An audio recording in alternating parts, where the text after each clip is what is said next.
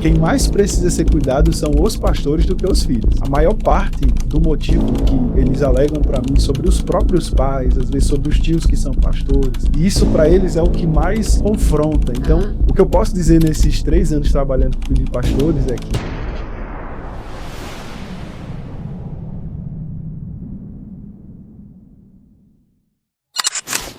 olá, pessoal, mais um episódio do Lumen Podcast, trazendo luz. Hoje com mais um convidado que você vai gostar de estar ouvindo e espera só um pouquinho, que daqui a pouco a gente volta.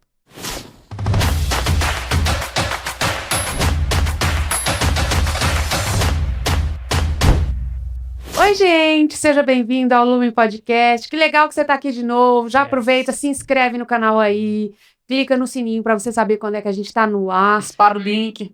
E manda para um monte de gente aí o que você vai ouvir hoje, porque hoje é top. A gente está aqui com a gente, com Elias Pessoa. Você assistiu aí o Apóstolo Sérgio Pessoa. Se não assistiu, entra e assiste, né, gato? Foi top demais. Quero mandar um abraço para ele. Apóstolo Sérgio, muito obrigado quando estiver em Brasília. Apóstolo, antes a gente só te conhecia de ouvir falar, mas a gente teve o privilégio de receber aqui. E a gente completa o versículo diferente. Agora a gente te ama. Agora a gente te ama mais do que antes.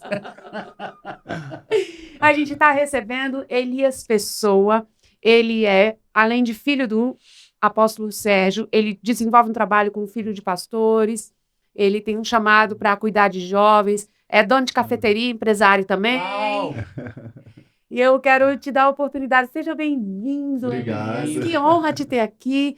Que coisa boa poder receber daquilo que o Senhor tem derramado através da sua vida. Amém. Quer dizer um oi para nossa galera aí? Amém. Oi, pessoal, tudo bem? Prazer estar aqui. Muito obrigado por me receber minha família, né?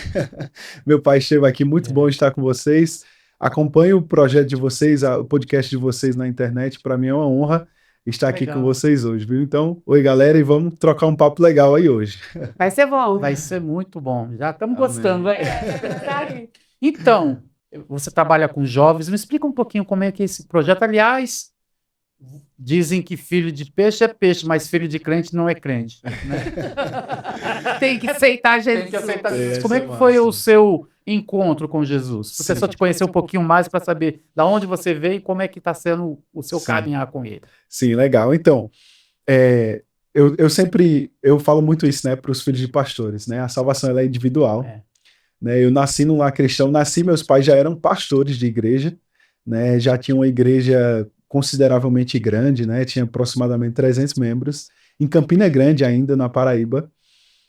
Na época era a Igreja Redenção, né? Eu não sei se meu pai chegou a contar um pouquinho da história dele, mas nessa Igreja Redenção, eu nasci nessa igreja, e aí eu sempre nasci, tanto eu quanto meu irmão, né, que é um pouquinho mais velho que eu, 4 anos, a gente cresceu na igreja, né? Então, a gente não teve aquele momento específico onde as pessoas normalmente contam, né? Que elas vieram do mundo, tiveram uma vida muito louca, e aí num culto elas encontraram Jesus e tudo mudou. A nossa vida, a gente já estava exposto à palavra, mas a revelação ainda não tinha caído no nosso coração, né? Então a gente estava ali, a gente sabia o que não podia fazer, porque a gente era ensinado pelos nossos pais, a gente sabia as consequências e tudo mais, nós fomos bem ensinados, né?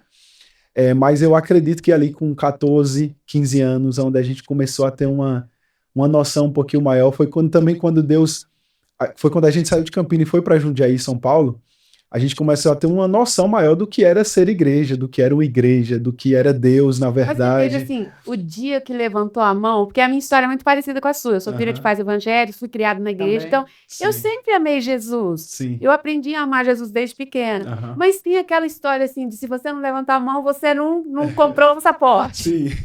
E eu nunca tive isso, eu nunca levantei a mão. Eu sempre fui, né, aos apelos da igreja, tudo, mas eu não tinha assim. Eu ficava muito chateada com uma música que dizia assim: foi numa segunda que é o limite. Como você conhece essa? Não, não é da minha época, não. É para cada dia da semana para a pessoa se identificar no dia que foi que aceitou Jesus. Meu tio cantava isso em tudo quanto é igreja, meu pai cantando quarteto. Então eles iam nas igrejas e eles falavam assim: olha, quando eu disser o seu dia, o dia em que Deus te tocou, você levanta. E eu falava: eu não tenho um marco assim, a minha vida sempre foi um marco. Sim. Aí um dia, eu falei: quer saber? É melhor eu garantir também meu passaporte e vou levantar minha mão aqui. Confessar diante dos homens. Eu confessava sempre, entendeu? Sim. E aí um dia, num culto lá, a pastora começou a pregar, e aí ela foi convidando.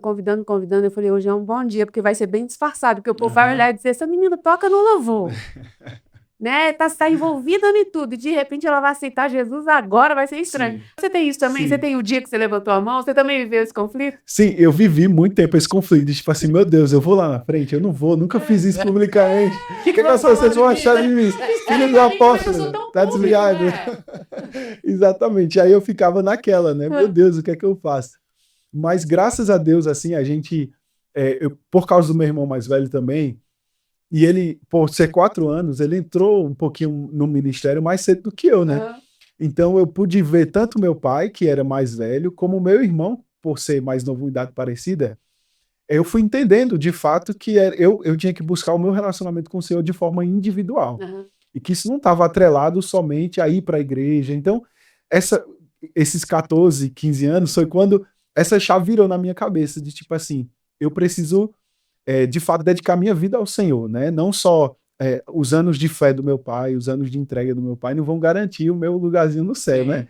Então eu tive que entender. E aí foi nessa época, não tem um dia específico, assim, foi quarta-feira de outubro, não. Mas eu sei que dos meus 14 aos 15 anos foi quando virou uma chave, assim, para mim, sabe? Eu já estava em São Paulo e virou no meu coração, assim mesmo, essa sede maior pelo Senhor, de estudar a palavra. Tava perto, foi bem na época onde o Rema, né? Para quem é do Verbo aí, a galera conhece muito bem o Rema. Foi bem na época que estava sendo discutido o Rema aí para 16 anos. Então isso gerou também um desejo muito grande no meu coração, porque a gente que cresceu perto do Rema ali, o sonho de todo adolescente era chegar e fazer o Rema, né? Então a gente tinha esse sonho muito grande.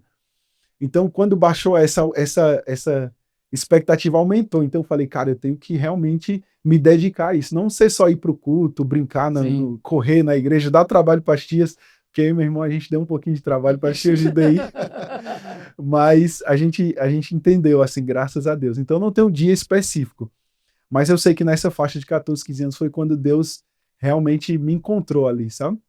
Legal. Elias, que conselho você daria para um jovem que estava na mesma situação sua e, assim, a pessoa está acostumado com o mover de Deus, está acostumado a ouvir uma boa palavra, está acostumado a orar, a tudo, mas ainda não, de repente, às vezes, de repente até tem dúvida. Será que eu sou salvo porque ainda não teve o confessar? O que você falaria a essas pessoas? Então, de fato, ela tem que confessar. Eu não fiz isso de forma pública, mas eu fiz isso de forma individual, assim, porque eu não tinha tanto esse conhecimento. Rapaz, eu vou lá, então era mais um medo do que realmente tipo assim, você tem que confessar publicamente, né?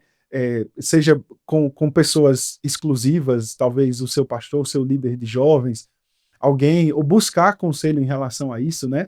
Mas, de fato, a salvação, o jovem, ele precisa entender que, principalmente o que nasce dentro da igreja, e ainda mais que tem pais ministros, filhos de pastores, às vezes ministros de música, né, também, que acabam se envolvendo muito nos bastidores da igreja. O maior cuidado que eu tenho com esse pessoal é justamente a imaturidade dos bastidores, né? Então eles acabam se envolvendo nos bastidores, porque os pais são dos bastidores, mas eles não têm maturidade para ver muita coisa. Às vezes os próprios pais não têm maturidade de privar tantos filhos de verem ou ouvirem determinadas coisas, e eles acabam, na idade exatamente que eu conheci Jesus, vamos dizer assim, com mais ênfase nos meus 14, 15 anos, é justamente a idade onde a maioria dos filhos dos pastores se desviam. Porque, ou filhos de ministro, porque é quando eles começam a ter entendimento, eles começam a ver as coisas, e aí se eles não têm maturidade, ou um entorno deles que protejam eles acabam espanando, né? Não quero essa pressão para minha vida. Porque o que deve ser não é o que eu vejo. Exatamente. Não é? Exatamente. Por exemplo, uma das maiores, no tempo que eu tenho com os filhos de pastores, que são mais de 60 alunos, vamos dizer assim, que passaram por esse tempo, a maior parte do motivo que eles alegam para mim sobre os próprios pais, às vezes sobre os tios que são pastores, é a dualidade. Então, em casa o pai é de uma forma, mas na igreja é outra. E isso para eles é o que mais confronta. Então, O que eu posso dizer nesses 3 anos trabalhando com filhos de pastores é que quem mais precisa ser cuidado são os pastores do que os filhos. Antes de falar disso, deixa eu só retroceder um pouquinho no tempo para você. Sim. Que você é uma pessoa que ministra para filho de pastor, que está ajudando filho de pastor, mas você é uma pessoa que é filho de pastor. Como filho de pastor, dizem que normalmente ele deve ser a referência, o modelo. Uhum. Como foi para você ser a referência, ser o que está todo mundo olhando e você disse que você deu trabalho? E é mais cobrado também? Sim, com certeza. Assim, filho de pastor, ele nasce com uma cobrança um pouquinho maior. Uhum. Isso é normal. E o que eu costumo dizer isso não deve ser um motivo de paralisação, mas de privilégio. Eu sempre falo isso, né? Eu e meu irmão, nós somos privilegiados de sermos filhos dos nossos pais. Uhum. Não é um peso, né? Se eu pudesse escolher, se eu tivesse o direito de escolher lá atrás entre nascer sendo filho de pastor e nascer sendo filho de um membro da igreja, eu escolheria ser filho de pastor. Vou pedir para você realçar isso. Ser filho de pastor não é um peso. Não é um peso. Não é um peso. Quando você entende que a família é ministerial, né? Uhum. Não é só o seu pai, você nasceu numa família ministerial. Então, por exemplo, eu e meu irmão, a gente entendeu que quando o diabo queria atacar os meus pais, ou o ministério dos meus pais, e ele não conseguia encontrar neles brecha, o diabo atacava os filhos para tentar parar os pais. Porque se vocês são pais, imagina que vocês estão correndo e vocês estão cansados, mas vocês falam, não, vamos continuar, a gente consegue, a gente tem um objetivo. Mas aí a filha de vocês está junto com vocês e ela cai no chão de cansaço. É inevitável que vocês vão deixar aquele propósito de lado para socorrer quem vocês amam. Então, ministerialmente é a mesma coisa. O diabo muitas vezes ele ataca os filhos quando ele não encontra espaço nos pais. E aí os filhos precisam entender que é uma família ministerial. Eu não vou dizer que é fácil, né? Se eu disser aqui, não, é como viver uma vida de uma pessoa que não é filho de pastor. Não é. Não é fácil porque você vai ter que abrir mão de coisas que normalmente um membro comum da igreja não precisa. Um filho de um membro comum da igreja não precisa. Você tem mais olhares em cima de você, isso é normal. A cobrança em cima de você ela é maior. Mas eu sempre gosto de pensar dessa forma. A pressão ela é um privilégio para quem aceita. Para quem nega ela, ela sufoca. Entendeu? Então, tipo assim, na nossa vida a gente sempre pensou assim. A pressão ela é um privilégio de quem pode exercer influência sobre alguém. Então, quanto mais cedo o filho de pastor, o filho de ministro aceitar isso, rapaz, essa é a minha vida. Não tem como eu sair daqui. Meu pai já abraçou o chamado, minha mãe já abraçou o chamado. Deus tem algo na minha vida também, mesmo que não seja um ministro do evangelho, né? Porque dos temas do meu curso, uma das aulas filho de pastor, filho de ministro, ele não precisa ter chamado dentro dos signos ministeriais. Que muitas vezes os pais impõem isso sobre os filhos, né? Por exemplo, se o pai é pastor, o filho tem que dar continuidade ao chamado pastoral. Uhum. É claro que até biblicamente a gente vai ver que existe algo geracional mesmo. Uhum. Algo que é transitado do pai para o filho e dá continuidade de uma geração a outra, mas não é obrigatório. Né? Então, acho que às vezes isso é o que mais pega nos filhos dos pastores, a obrigatoriedade de ser como o pai é. Porque, assim, o que meu irmão sofreu de comparação com meu pai, nossa voz é parecida, o sorriso é parecido. Então, o tamanho é parecido. Então, o que a gente sofreu de comparação, né, com o nosso pai, e eu falo, meu Deus, né? Como é que a gente vai suprir o apóstolo Sérgio Pessoa, né? Em algum momento Então, você se sentiu pressionado pelo seu pai e pela sua mãe? Porque normalmente é assim, pai e mãe são líderes, aí o filho ou é líder de jovens, é líder de adolescentes. Então, dos meus pais, e não é porque eles vão ver, não. Até porque meu pai, ele sempre, eu e meu irmão mais jovem, a gente quis ser jogador de futebol. Meu pai sempre apoiou isso. Se ele quisesse mesmo que a gente fosse inserido dentro desse contexto ministerial, talvez ele até privasse a gente disso, né? Ele sempre apoiou isso, né? Eu sempre também tive o desejo de empreender e meus pais sempre me apoiaram, eles me apoiam até hoje. Então eles deixam a gente tomar as decisões, né? Sempre pelo que eles nos ensinaram, pelos princípios bíblicos, ouvindo a voz do Senhor. Então eles nunca nos pressionaram, né? Mas meu pai, ele tem um chamado apostólico, ele percebe dons em pessoas com muita facilidade.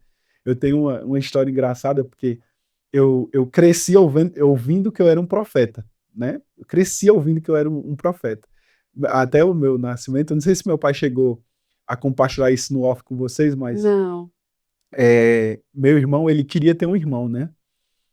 E aí meus pais estavam tentando ter outro filho, e aí eu vim, né, 4 anos depois, e aí comunicou meu irmão e tal, e aí meu irmão que escolheu meu nome, né? Ele vai ser Elias, porque era do desenho lá do Elias do profeta, né?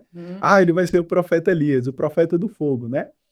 E aquilo pegou, e é até engraçado, uma história engraçada, porque quando meu irmão foi me ver a primeira vez, que ele viu na incubadora, ele tinha 4 anos, né?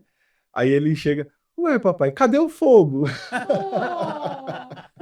Querendo que tivesse o fogo ali, né? Então, e eu sempre ouvi, né? E eu cresci achando que realmente eu tinha um chamado profético. Até os meus 20 anos, né? Até os meus 20, 21 anos, eu tinha convicção que o meu chamado era profético. Quando eu ministrava algumas vezes, tinha uma veia profética fluindo ali na minha vida, mas não era um chamado profético mesmo. E aí eu fui com 20, 21 anos, foi quando eu comecei a liderar adolescentes na minha igreja. Com 18 anos, 19 anos, quando eu comecei a liderar adolescentes na igreja, eu comecei a perceber um chamado pastoral. Então, eu comecei a ficar confuso demais. Muito confuso, muito confuso. Foi uma época que eu até cheguei a dizer a Deus assim, olha, eu não quero saber qual é o meu chamado, eu vou só servir. Eu não quero saber se sou profeta, se eu sou mestre, se eu sou pastor, eu só quero servir. Eu não estou muito apegado com esse título, não. E eu ficava naquela, né, e aí tem um pastor na igreja, né, o pastor Luiz, que ele foi um dos primeiros a dizer assim, cara, você tem um chamado pastoral. E eu dizia, não, cara, eu sou pastor longe de mim, eu sou profeta. E eu ficava naquela, não, cara, você tem um chamado pastoral. E eu fiquei naquela, até que um dia meu pai, eu fui levar ele no aeroporto, que ele foi viajar, e ele fez uma pergunta para mim, ele fez, qual é o seu chamado? Socorro, socorro! E na BR, a 100 por hora, não tinha como pular do carro, fugir, não tinha só eu e ele. Então... O que você falou? Eu falei para ele, eu acho... Quando eu falei, eu acho, ele falou, se você acha, você não tem certeza. A hora eu vou voltar de viagem, você vai me dar uma resposta. Ele foi ministrar um final de semana e voltava na segunda. Aí o final de semana sem dormir, sem comer, sem nada, né? Eu tenho que dar uma resposta para ele.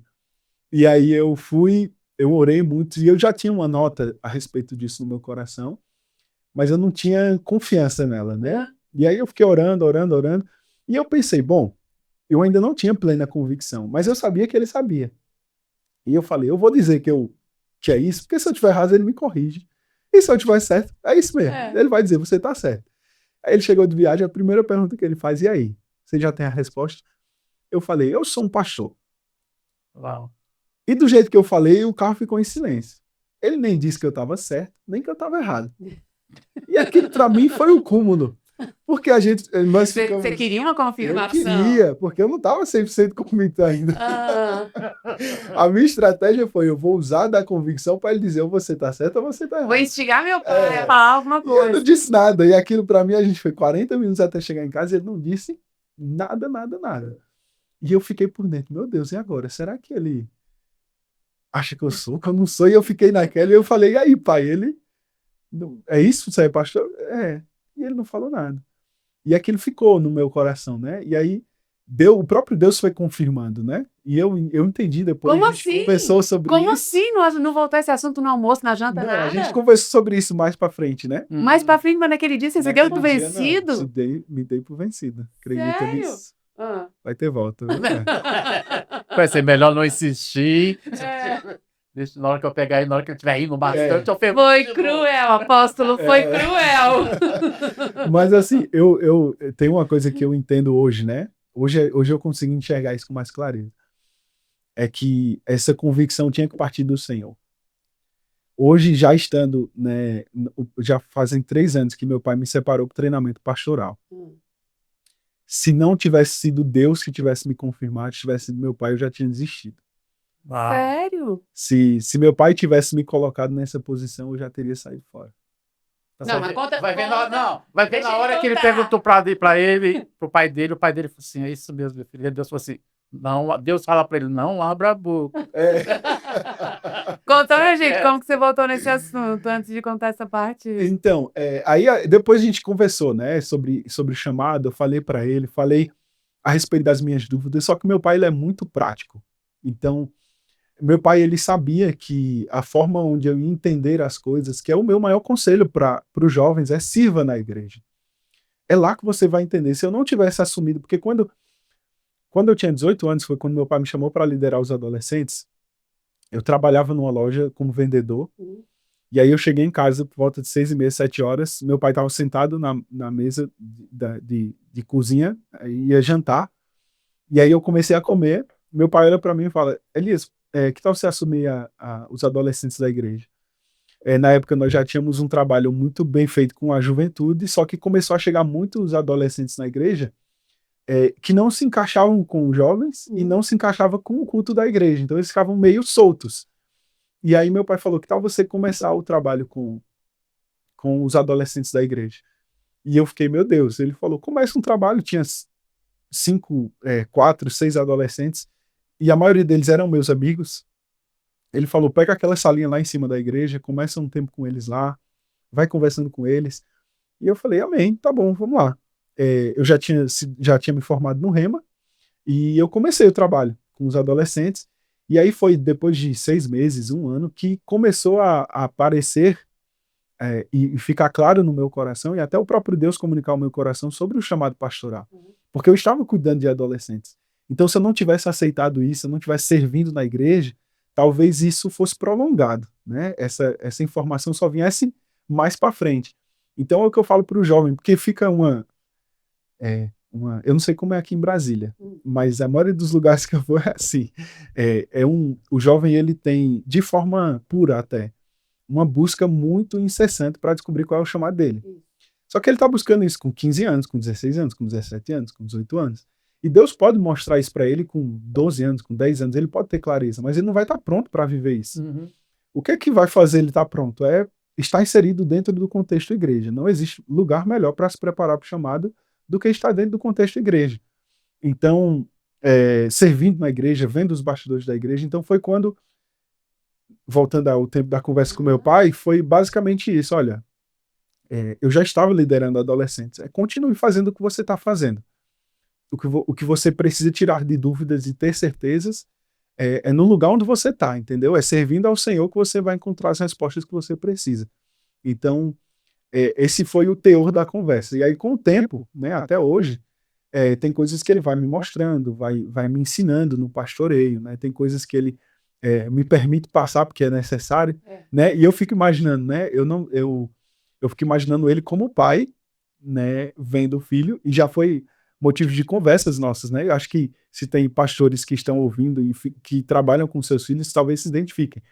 Porque eu já fui conversar com eles algumas coisas que eu disse: pai, eu não quero que o senhor me aconselhe como seu filho, né? E eu não quero que o senhor me escute como seu filho, mas como um pastor auxiliar, como um membro. Porque eu acho que é difícil separar isso na cabeça do pai, né? De tipo assim, é o meu filho, mas também é um pastor em treinamento, né? É o meu filho, mas é um membro. Acho que às vezes isso, né, pro pai, eu imagino, eu não sei, né? Eu não tenho um filho para saber isso, mas eu imagino que deve ser um pouquinho diferente, né? Então, às vezes a gente tem essas conversas e ele deixa bem claro quando ele tá falando hoje com um pastor, entendeu? Eu estou falando com um pastor em treinamento, e aí eu já, então não é o meu pai, é o meu pastor que tá falando, é o meu apóstolo que tá falando. E aí essas capas têm que ser bem trocadas no tempo certo, sabe? Tipo, aqui é o meu pai, aqui é o meu pastor. Essa pergunta que eu queria te fazer mesmo. Eu estava já conjecturando como ia perguntar e você entrou no assunto. Por exemplo, a Bíblia fala que quem é muito é dado, muito é cobrado. Como você já falou, que é um privilégio ser filho de pastor, de um apóstolo. Mas como é que é em casa? O seu relacionamento com ele é pai e filho, ou tem hora que eles se confundem? Por exemplo, quando o teu pai está te chamando a atenção, aí ele vê que não resolve, é o teu pastor que está falando. Como é que é dentro de casa? O pai e filho ou o pai e pastor? Então, assim, a maior parte da nossa vida, nós lidamos, eu e meu irmão, com o nosso pai. Essa foi a maior virtude dos meus pais. Eles foram pais, eles não foram ministros dentro de casa. E não querem tirar o mérito, eles foram homens de Deus, mas eles entenderam que o primeiro papel deles não era ser os nossos pastores, mas os nossos pais. Então, eu comecei a lidar com o pastor Sérgio, ou com o apóstolo Sérgio, quando eu comecei a me envolver mais velho na igreja. Até os meus 18 anos, que foi mais ou menos aí a liderança, até 19, sempre foi o pai. Entendeu? Ele sempre foi o meu pai. Então, e minha mãe sempre foi minha mãe. E minha mãe, do jeito que ela era firme em casa, ela era firme na igreja. Meu pai, ele é firme, mas ele é mais amorosão. Vocês viram aqui, ele é amorosão, ele tem aquele jeito dele. Minha mãe é mais prática, o amor dela é diferente, o amor dela é de trazer para perto, é de corrigir, é de mostrar o caminho. Então, teve um tempo, né, na nossa vida, com meu pai viajando muito no ministério, que minha mãe pegava eu e meu irmão e era muito, e tinha que ser firme mesmo, porque era 2 homens, né? Eu e meu irmão sempre fomos grandão e minha mãe pequenininha, então se ela não botasse voz de autoridade na nossa adolescência, a gente ia querer, né, usufruir ali de uma certa rebelião. Então foram alguns tapas aí que a gente recebeu para ser colocados em tapas bem dados. Necessários. Parabéns, mamãe. Quando vira pai, entende tudo. Eu não vou fazer isso. Casa, tem filho, faz a mesma. Exatamente. Não, e hoje eu e meu irmão, nós somos muito gratos, né? A minha mãe, assim, ela é o pilar da casa, né? A minha mãe, assim, ela estruturou muito bem. O que a Bíblia fala que a mulher, sabe, edifica o seu lar, a gente sabe muito bem disso. Né? Elias, deixa eu entrar nessa seara, porque até conversei sobre isso com o Anderson Silva. Se você não assistiu o episódio, assista aí, que foi tudo de bom. Tá aqui no canal. Tem uma história muito interessante, que é a história dos filhos do Billy Graham. Ele viajava muito, e às vezes ele passava 6 meses viajando. E tem uma frase muito interessante da mulher dele, que uma vez perguntada sobre isso, ela diz assim, olha, ainda que eu passasse, eu não sei a frase, eu vou te falar o sentido, eu não sei a frase absolutamente assim correta, mas ela dizia, ainda que eu o tivesse apenas por poucos meses ou poucas semanas, eu sempre o escolheria. Mesmo vivendo aquela vida que ela vivia, que era longe dele. E ele conta no livro dele que ele chegava em hotel e chorava de saudade. E eu não sei se ele tem 4 filhos ou se eram 3 filhos, mas uma das filhas dele se tornou muito rebelde. E ela até escreveu um livro falando, eu perdoo o meu pai. Porque ela se sentia abandonada pelo que você falou, um pai que viaja muito. Qual é o seu sentimento desse pai que viaja muito? E como você via esse, dentro da sua casa, essa sensação de meu pai sempre está fora, meu pai está muito ocupado, mas não é com a gente? Então, dividir o pai com a igreja é difícil. É difícil dividir o pai com a igreja. Hoje, com a gente mais velho, é mais fácil de entender isso, mas 9 anos, 8 anos, 10 anos, é difícil você compreender isso. E até os meus 9 anos, 10 anos, meu pai sempre esteve muito em casa porque ele era pastor-presidente da igreja. Então ele não viajava muito, viajava poucas vezes. Quando ele passou a redenção e todas as igrejas para o Verbo da Vida, que ele ficou 2 anos na itinerância, foram 2 anos que ele viajou muito. E foi muito estranho para mim e para o meu irmão, né? Então, foi bem nessa época de adolescência também. E assim, a maior sabedoria da minha mãe nessa época foi chegar no meu pai e dizer, ou você para a viagem ou a gente vai perder nossos filhos. E ele teve que cancelar tudo. Porque realmente, né, eu e meu irmão, nós éramos muito, muito ligados, a gente era muito ativo. Meu irmão tem uma facilidade muito grande de comunicação, então tinha muitos amigos.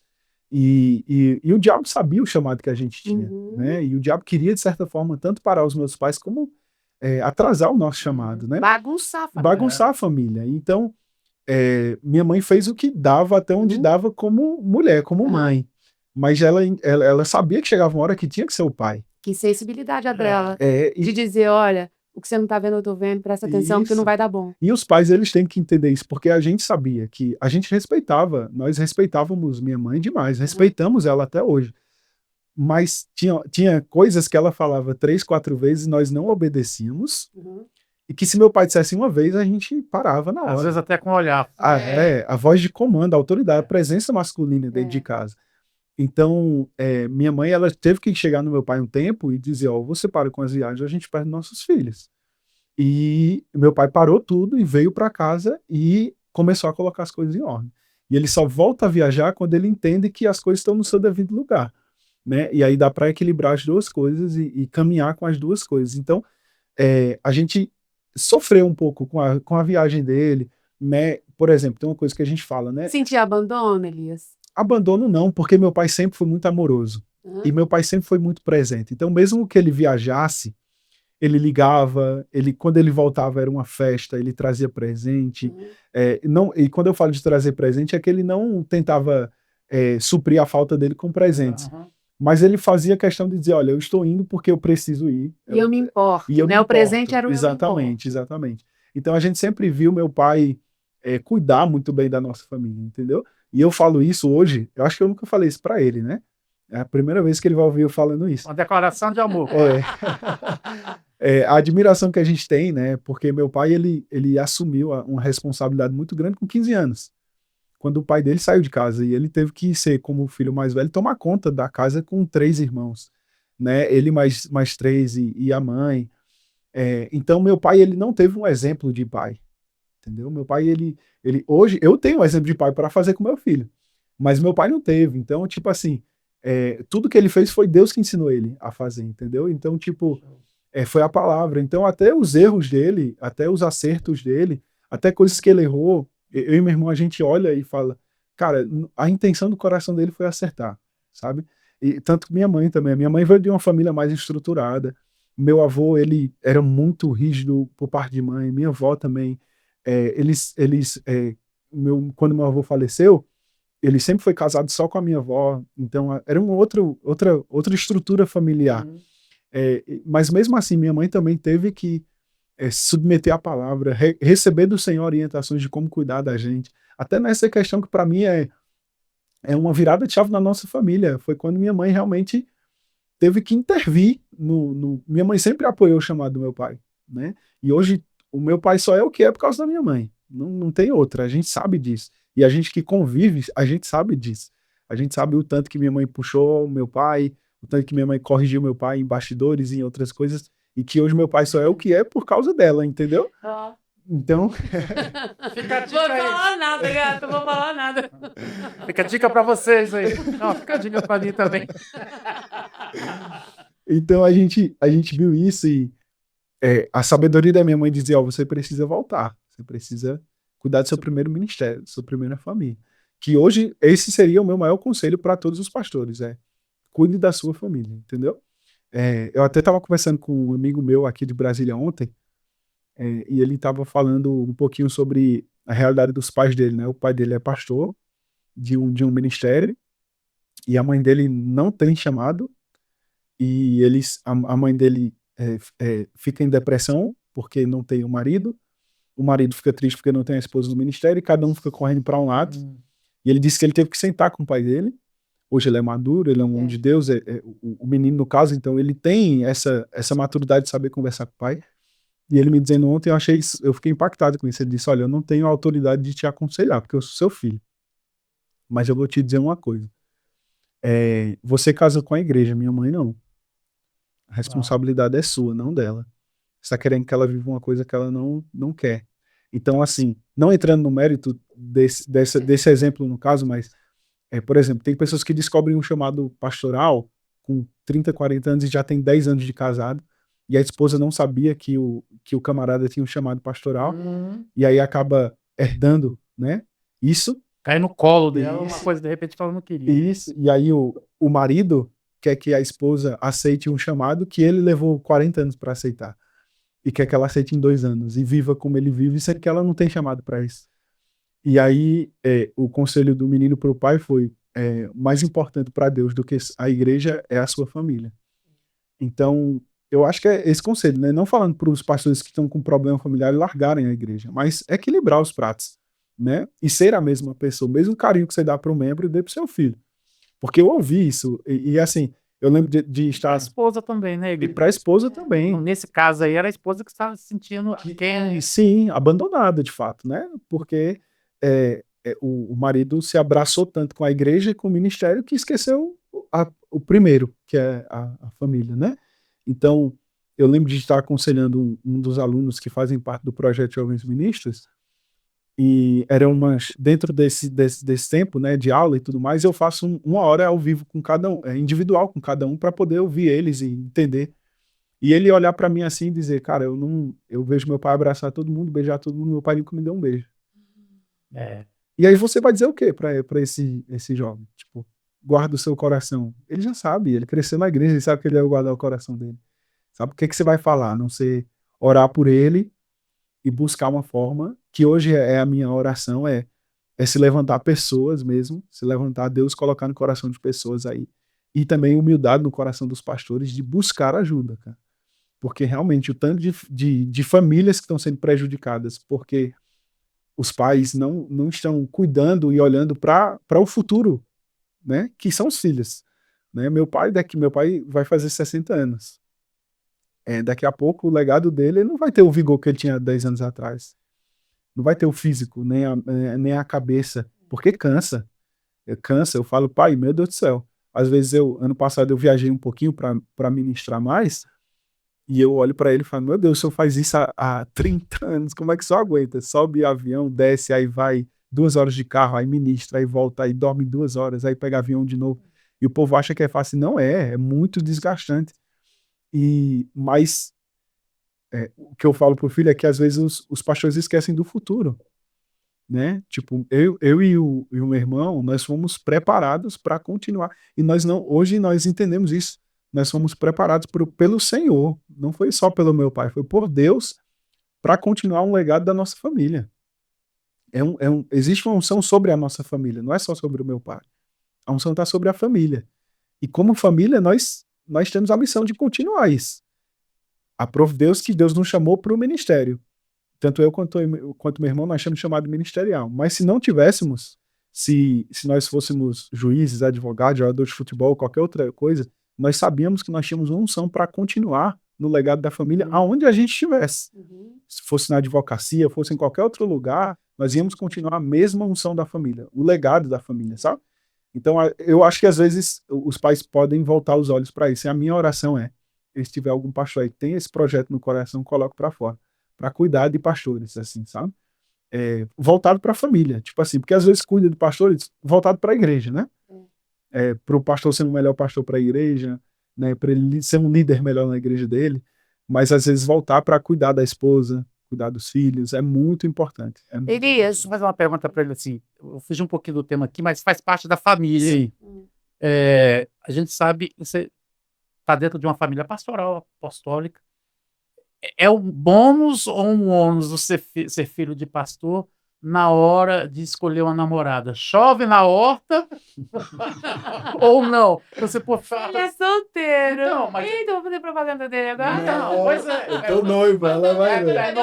Tô noiva, ela vai ver. Então, o seu leque de opção Então, esquece, né, foi maior porque era filho de pastor ou o seu leque de opções era menor porque era filho de pastor? Existe isso? Sim, é assim, existe uma coisa, né, que é a influência atrai, né? Então, ser filho de pastor atrai, obviamente. Todos os filhos de pastor a gente sabe disso. Então, e filho de pastor está muito em evidência em tudo. Então, ele está sempre sendo olhado. Normalmente, ele serve muita coisa na igreja. Se tem chamado, também tem essa questão. Então, tem a parte dessa questão também, né? Sempre eu e meu irmão, nós tivemos muitas oportunidades. Isso é fato. Nós tivemos muitas oportunidades. Mas eu sempre tive no meu coração um receio muito grande em relação a isso, e um cuidado muito grande em relação a isso. Então, a Amanda, que é a minha noiva hoje, ela é a minha segunda namorada. Eu tive uma outra namorada antes, a Amanda é a minha segunda namorada. Beijo, Amanda. E nós estamos noivos e vamos casar esse ano. Então, eu sempre tive muito cuidado em relação a essa parte, porque aí eu falo, meus pais sempre bateram nessa tecla. Meu pai sempre disse isso para mim. Se Deus quer levantar um homem, ele dá uma mulher, e se o diabo quer destruir um homem, ele também dá uma mulher. Então, isso foi muito verdade. E nós vimos isso, né? Nessa caminhada, nós vimos muitos homens de Deus deixando de viver o que Deus tinha para a vida deles, porque se associaram a companheiras erradas, né? E vice-versa também. Então, eu sempre tive muito zelo com isso, muito cuidado com isso. Então, assim, para elas, eu falo isso, né? Acho que para as pretendentes dos filhos de pastores, é muito mais difícil para elas do que se relacionar com outra pessoa, porque elas têm que pagar alguns, como eu posso dizer, alguns sacrifícios que outras não precisam, elas são olhadas automaticamente. Julgadas automaticamente. Então, por exemplo, uma das primeiras conversas que eu tive com a Amanda, né, antes da gente namorar, foi exatamente abrir o livro e deixar o livro claro para ser lido, né? Então, eu já sabia o meu chamado, então já sabia o chamado pastoral. Eu compartilhei para ela, eu falei, ó, esses são os bônus e esses são os ônus. De início, você vai perceber mais ônus do que bônus, né? As pessoas vão te julgar mais, as pessoas vão te olhar mais, as pessoas vão comparar você mais, você vai automaticamente ser colocado em um lugar de visibilidade. Então, ela é da igreja do pastor Calchane, que esteve aqui. Então, ela foi muito bem treinada lá, ela serve na igreja lá, mas ela se via sempre nos bastidores, né? Então, ela sempre estava servindo ali, inclusive quando eu conversei, né, com o pastor Cauxande e a Marcela, a esposa dele, também sobre esse tempo, a gente teve uma conversa com eles também, né, quando a gente começou a namorar, e eles falaram muito isso, tipo assim, o que ela já fazia nos bastidores é o que ela iria fazer, né, continuar fazendo, a diferença é que ela ia ser mais olhada, né, às vezes ela passava desapercebida ali, agora não, agora as pessoas estão vendo como ela se veste, como ela fala, como ela anda, como ela trata as pessoas, então, para as pretendentes filhos de pastores é isso. E para o filho de pastor é ter paciência, né? Não se apressar em tomar uma decisão. É um assunto polêmico aqui, que é um pensamento meu. Que eu acho pensamento do dia. Eu acho que a igreja, no geral, e aí eu entro com os pastores, eu entro nas lideranças e entro nos pais também, tem que parar com a pressão de casar cedo. Eu sou totalmente, eu não vou dizer contra, porque tem muita gente que dá certo. Mas acho que hoje também os tempos são outros, as pessoas elas têm acesso a outras coisas, hoje os jovens, e o meu... Elias, então você vai aconselhar o jovem a namorar 5 anos, 6 anos? Não, o meu conselho é não namore. Tipo assim, mas eu quero casar com 26 anos, então não começo a namorar com 20. Começa com 24. Mas é porque eu sou apaixonado por ela. Então, mantém ela como sua amiga. Conversa com ela. Mantém uma amizade, mantém ela por perto. Com 24 anos, você começa... não estou dizendo que é uma regra, mas eu estou dizendo que existe uma imposição, e vocês sabem muito bem disso, vocês são de igreja, existe uma imposição para o jovem casar cedo que gera uma pressão sobre ele de tomar... E toda decisão que a gente toma debaixo de pressão, ela tem uma tendência a ser errada. E essa é uma das decisões mais difíceis, sabe? Mais sérias da vida. Exatamente. Me enrolou um tempão. Foi nada. O mais legal com ele. Tô com dúvida. Como é que recebeu o ultimato e resolveu? Elias, como é essa história? Eu queria que você desenvolvesse um pouco mais esse assunto, porque realmente é muito séria essa história de casamento. E a gente vê muito essa história de casa logo, namora logo, você tem um chamado e ela precisa te ajudar no chamado. Eu queria que você entrasse um pouco mais nesse assunto sobre relacionamento dentro da igreja, porque atualmente o jovem no mundo, ele se casa aos 30 e tantos, aos 40, mas ele tem uma experiência sexual muito jovem. Então, quando você fala sobre casar tarde, você está falando ao mesmo tempo sobre manter a pureza. Sim. Como é pregar sobre isso? Você está vindo, para quem não sabe, ele está vindo para uma conferência de jovens no Verbo de Taguatinga. E tratar desse assunto com o jovem é um terreno tão complicado com a internet, onde a pornografia está muito acessível. E como é que você fala para o jovem case mais tarde? Desenvolve isso aí. Sim. Você está enrolado agora. Eu falo, é um assunto polêmico porque ele não é só case mais tarde. Ele é uma série de aconselhamentos. Por exemplo, Paulo fala assim, o solteiro, dedique-se às coisas do Senhor. O problema começa por aí, né? Começa por aí. O problema é ficar solteiro e ficar vagaroso. E ficar sem ter o que fazer. E ficar sem ter responsabilidades, compromissos, sem buscar no Senhor respostas. Então, o problema, muitas vezes, do jovem é o seguinte, eu vou namorar mais tarde. Mas aí, o cara que se diz cristão e quer namorar mais tarde, mas vive tendo amizades mundanas, não é um homem de oração, não é uma mulher de oração, não é envolvido na igreja, não está perto da liderança dele. Então, qual é a chance dessa pessoa cair em pecado? Muita. Muita. Ela não está sendo acompanhada, ela não está tendo vida com o Senhor. Então, o conselho é casar um pouquinho mais tarde, e quando eu falo isso, não é com 30 anos, tá, pessoal? É com mais 20 tarde, só para colocar no lugar certo aqui, o mais tarde é perto do que a gente tem visto na igreja, dessa pressão do casar cedo, né? Não é mais tarde como o povo do mundo, que é 40 anos. 50 anos. Não. É porque, por exemplo, todos os contextos que eu vejo de igreja é tipo assim, a galera começa a namorar com 18 anos para casar com 21. Com 21.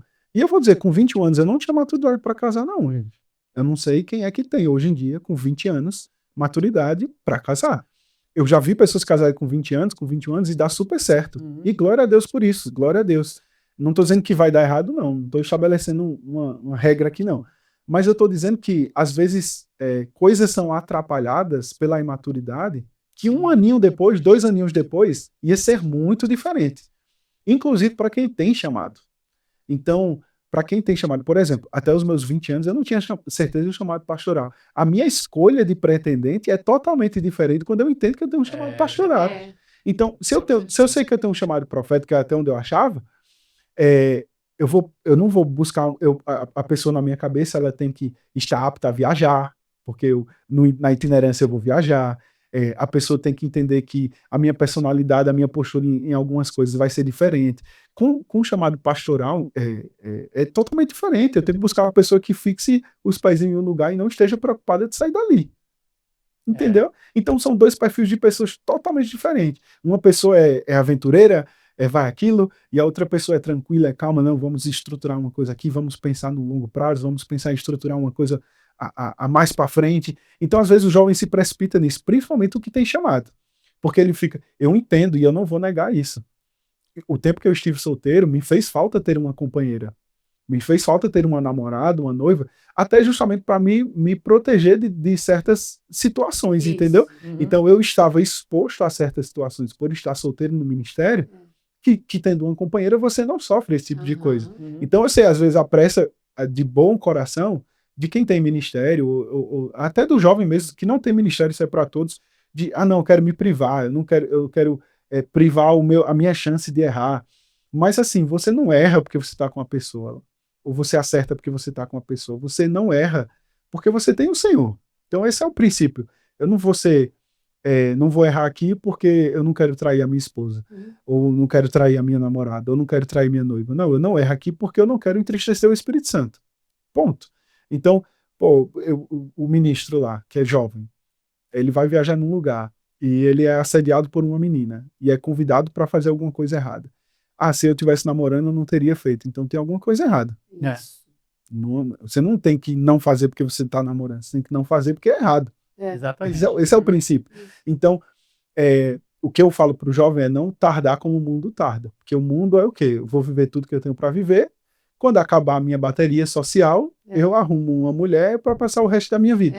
Né? Ou às vezes tipo aquela ideia de eu aproveitei tudo que tinha para aproveitar. Fiz tudo que tinha para fazer, agora não tem mais o que fazer, eu vou arrumar uma pessoa. Aí quando é para aproveitar no tempo de casado, você já... Exatamente, exatamente. Por exemplo, tem o caso, né, de um amigo meu, que é o João Gabriel, que é o líder da coordenação de jovens. Ele é uma referência para ele, tem 27 anos. Tá com o segundo filho agora. Cara, isso é maravilhoso. Ele casou com 24 ou 23 anos. Teve a primeira filha, uma filha maravilhosa. Tá no segundo filho agora. Cara, tem coisa melhor do que construir isso? Sabe? Com uma pessoa ali, uma mulher de Deus também, com muitos outros exemplos que eu tenho.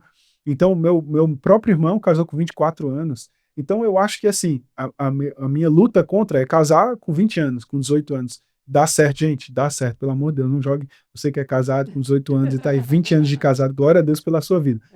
Mas meus pais casaram com 18 anos e 9 anos, se eu não me engano. Eles casaram bem cedo. Mas é o que eu digo, são tempos diferentes. Sim. Eu trouxe um texto aqui, porque eu gosto muito desse texto de Provérbios 24, 27. Diz, cuida dos teus negócios lá fora, apronta a lavoura no campo e depois edifica a sua casa. Isso. Né, você evita muito problema quando você já começa com uma base. Eu vejo normalmente quando você casa ali aos 18, aos 21, é difícil você estar estabelecido profissionalmente, né, nas finanças. E quando você começa com uma vida desestruturada na área das finanças, o casamento bagunça muito. É muito difícil a adaptação, né, gata? A gente já falou aqui no podcast que o nosso primeiro ano de casado foi uma tortura. E olha que a gente foi muito difícil. Tudo, né? Eu cristã, ele cristão, tudo planejado. Eu tinha emprego, ele tinha emprego, mesmo assim foi uma coisa muito difícil. Né? Os conselhos da palavra, eles funcionam. E o que você está falando aí é muito válido, porque às vezes, por estar no ministério, a pessoa pensa assim, não, mas eu vou sair aí na itinerância e vai dar. Já está dando agora? Já está estabilizado agora? O negócio já está funcionando? Já cabe mais um nesse orçamento? Porque é Deus quem está dizendo, cuida dos negócios, apronta a lavoura primeiro. Ajusta as coisas aqui para quê? Para evitar o dano lá na frente, para evitar esse começo difícil, né? A gente estava falando a respeito de fazer escolha por causa do chamado. Existe o julgo desigual, né, de você, de repente, estar namorando uma menina que não crê da mesma forma que você crê. Você concorda que existe um julgo desigual de chamados também? Eu concordo, de propósitos, né? Alinhamento de propósitos, na verdade. Não adianta o cara que é pastor, presidente de uma igreja, que tem um chamado pastoral assim fixo, ele querer casar com uma missionária que o desejo dela é sair rodando o mundo. Os dois vão ficar frustrados. Eles vão se desentender no meio do caminho, né? Alguém vai ter que ceder para o outro e vai deixar de estar cumprindo a vontade do Senhor. Por isso que é importante, eu falo para os jovens lá da igreja, o tempo mais importante é o tempo de se conhecer. O tempo que o pessoal fala que tá orando, né? Um pelo outro. Eu falei, não é só orar, não, é conversar também. Conversa, pergunta, fala e seja claro nas suas intenções, qual é o seu propósito. E é o que eu falo para eles, se você não tem certeza dos seus próximos 5 anos, não peça em namoro ainda. Pelo menos tem que nem o nosso futuro tá nas mãos do Senhor. A gente não sabe, Deus pode amanhã me tirar daqui e me mandar para outro lugar. E amém. Se Deus está envolvido nisso, vai dar certo. Mas eu tenho uma visão, eu tenho um plano. Se Deus não intervir aqui no meio, é isso aqui que vai ser o meu futuro. Então, se o jovem não tem isso para oferecer para a namorada dele, meu pai sempre falou uma coisa para mim. Mulher, ela precisa de segurança. Isso. O homem precisa oferecer segurança, tanto financeira, como a senhora falou, no sentido que até um dado estatístico que 70% dos casamentos eles se divorciam por causa de problema financeiro. Isso. Então, é verdade, inclusive cristão. Isso. Então, não é um negócio que tem que ser ignorado pelo jovem como tipo assim, não, vai dar certo. Eu sou contra, né, e eu bato isso com os jovens lá, os que adotam muito rápido a ideia de casar mais tarde, mas querem casar com a vida feita. Eu falo para eles, cara, tá errado. Por exemplo, o cara quer casar quando tiver uma casa, quando tiver um carro, quando tiver ganhando 20 mil no mês. Eu falei, cara, calma. O que você precisa é oferecer uma boa condição. O resto vocês constroem juntos. Então, quer ganhar 20 mil? Amém, mas vai junto com ela. O que você precisa para viver bem e colocar uma pessoa na sua vida, como a senhora falou? Preciso de 3 mil reais, 4 mil reais, 5 mil reais. Você tem isso hoje? Então vai, cara. Eu não tenho, mas eu tenho quase, tá quase lá. Começa, vai. Deus tá junto com o casamento. Deus pega junto com esse negócio. Então, vai lá e começa, entendeu? Então, o que eu falo nesse aspecto para o jovem, né, do propósito, é alinhar o propósito, sabe? Definidinho ali, qual é a visão dos próximos. Porque a Bíblia diz que o homem é o cabeça. Isso. Então, como cabeça, é ele que tem a visão. Então, ele precisa passar uma visão para pretendente dele. É isso que eu quero para minha vida nos meus próximos 5 anos, meus próximos 10 anos. Você entra nisso aqui? Você soma com isso? Tá dentro do que você tá olhando para a sua vida? Você vai abraçar isso aqui junto comigo? Né? E aí ela começa a compartilhar os dela também, a gente soma junto, entra num consenso e corre a carreira. Agora, se a pessoa não consegue nem mostrar para pretendente o que ele tem, quer chegar? Então não tô no tempo de namorar. Então eu preciso primeiro acertar algumas coisas dentro de mim para depois pensar nisso, né? Então, só para ajudar um pouquinho nisso que você falou aí, porque às vezes as pessoas estão nos assistindo aqui, né? E esse assunto é tão importante. Há uma graça no casamento. Sim. Existe uma prosperidade. Favor. Existe uma prosperidade específica no casamento. Então você não precisa estar totalmente estabilizado. É o que você falou. Podemos começar com esse X aqui, ele nos supre agora, não é ainda onde a gente quer chegar, é um começo, mas há um favor de Deus quando você assume compromissos e Deus está envolvido nesse compromisso. Eu falo a mesma coisa para você que quer ter filho. Tem gente que às vezes está esperando assim, não, mas filho dá despesa, não, filho traz um favor sobrenatural. Quando eles chegam, muita graça e muito favor vem de Deus a esse respeito, financeiramente, Deus cuida, né? Deus tem um xodó, um chamego com família. É isso mesmo. Deus ama a família. Então, não é você estar com os 20 mil e com a casa própria e com tudo, mas tem o suficiente para começar de um jeito que a gente não tenha que pedir favor para o papai e para a mamãe, porque isso é importante. Essa separação, a Bíblia diz, olha, que deixará o pai e a mãe, né? Essa separação. Você precisa estabelecer uma nova família. Uma nova família quer dizer uma família que não precisa ir na casa da mamãe buscar o arroz com feijão todo dia. Isso aí. Né? Ou não precisa ligar, papai, dá para você pagar o meu aluguel, dá para você pagar não sei o quê. Né?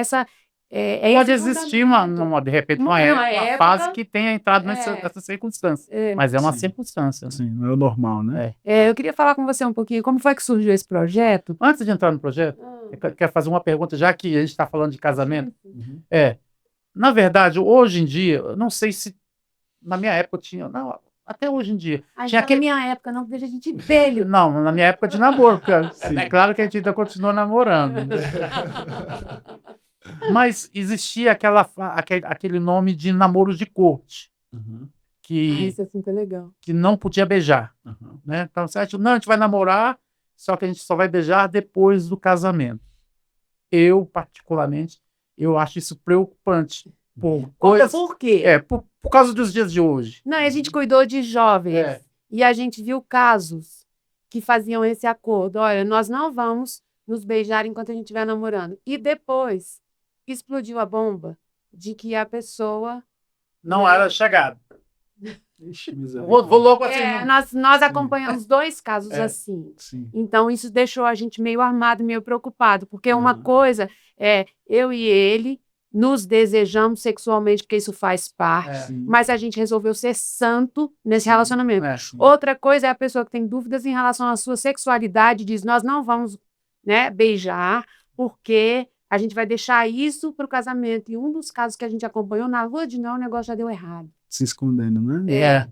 Então, assim, esconderam um problema num namoro de corte que estourou depois do casamento. O que você acha disso? O que você aconselharia? Eu nunca aconselhei ninguém a fazer namoro de corte. Nunca aconselhei. Eu acho que... É porque, assim, se a gente, né? Tem gente que é contra o namoro, né? Fala, namoro é pecado. Não... Eu falo, não, cara, eu não acho que é pecado. Não está na Bíblia também, né? Namorar não está na Bíblia. Mas é uma invenção, né, do homem para o conhecer com o propósito, né? Então, namorar tem que ter um propósito, como a gente sempre fala, para casar. Mas a Bíblia também tinha um protocolo. Eles não chegavam e casavam. Exatamente. As famílias se encontravam, começavam um namoro ali de longe, mas tinha. Não tinha o nome, mas é o que é o namoro hoje, entendeu? Então, as pessoas são radicais, falam, não tem o nome na Bíblia, né? Então, enfim, mas eu sou a favor do namoro, né, e que o casal se beije mesmo durante o tempo de namoro, porque também é bom conhecer a química entre o casal, claro, com maturidade, com sabedoria, com respeito, mas conhecer a química entre o casal, acho que isso faz parte também, mas eu acho que tem que ser bem, principalmente as mulheres hoje em dia, tem que filtrar bem os meninos, sabe? Infelizmente, isso é um conselho que eu não queria estar dando, mas por acompanhar muitos jovens aí e poder assegurar isso. As mulheres, elas precisam ser cautelosas e fazer as perguntas certas, entendeu? Acho que as meninas têm que saber perguntar e extrair do homem o que precisa, entendeu? Então, por exemplo, eu até brinco, né, com alguns amigos meus, uma brincadeira mais com amigos mesmo, a gente sempre fala assim, os homens, eles, principalmente homens de Deus, assim, eles não gostam de transmitir a sensação, principalmente para as mulheres, de que eles não são homens de Deus. Vocês estão entendendo o que eu estou querendo dizer? Então, eles não gostam de ter... e uma coisa que me preocupa... Eu vou entrar num assunto muito polêmico, eu posso ser muito cancelado. Mas eu preciso falar sobre isso porque me incomoda. Aí é um conselho para as meninas e para os meninos.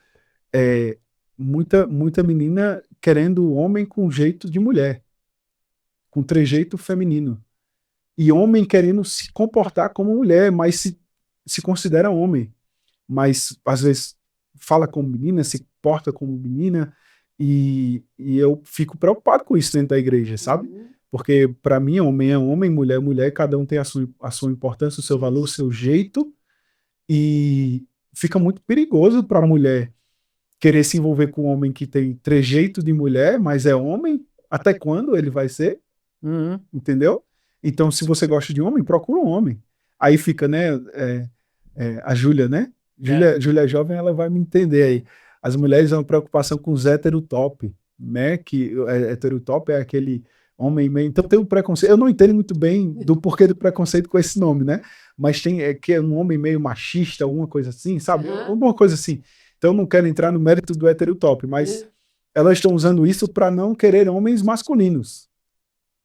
E, pega um homem masculino e conversa com ele e o que tiver de errado, você ajusta. Né? Foi isso que minha noiva faz comigo. É isso que minha mãe fez com meu pai. O que tá errado, a mulher sábia senta e corrige. Não precisa ser assim. Muda esse jeito, não tem que ser assim, mas deixa o homem ser homem. Então, a minha preocupação com jovens, que aí entra nisso que o senhor tá falando, as mulheres têm que ter esse discernimento hoje em dia, sabe? De tipo assim, se ela tá procurando um homem afeminado, ela precisa rever algumas coisas. Ela precisa rever algumas coisas dentro dela. Algumas coisas estão erradas. Ah, mas é porque fulano deu certo, mas é fulano. Não é você, não é o seu. Então, o meu conselho para a galera jovem aí é: homens sejam homens de verdade, homens de acordo com a palavra, mulheres sejam mulheres de verdade, mulheres de acordo com a palavra, e busquem homens de verdade, não homens com jeito de mulher, né? Não homens com jeito afeminado. Né? Deixa o homem ser homem e instigue isso nele, né? Ele a ser homem. Em outras palavras, melhor não correr risco. Melhor não correr riscos, vá no certo. E aí eu entendo as mulheres, né? Porque tem muita menina que fala, mas é difícil achar. Tudo bem, mas tem aí. Tem com certeza. Né? O problema é que talvez você esteja procurando no lugar errado. Se fosse tão fácil achar, não daria valor. Exatamente. Não, e se não tem certeza, se tá olhando e não tem certeza, não avança, não. Bota o pé no freio. Eu vou falar um ditado aqui. Não fala, não. Gato, o cancelamento vai ser grande. Eu conheço o ditado. Aquele. Eu já tô com medo de ser cancelado. É que tem um ditado que você pode ser e não parecer, mas se parecer exatamente. Exatamente. Isso pode ser qualquer coisa, mas a gente tá falando. Aí sim, concordo. Né, Elias, eu queria falar um pouquinho sobre esse seu projeto que Deus colocou no seu coração de cuidar de filhos de pastores. E como foi que nasceu esse desejo no seu coração? Você compartilhou comigo aí que já se reuniu com mais de 60 filhos de pastores, o que é um número muito expressivo.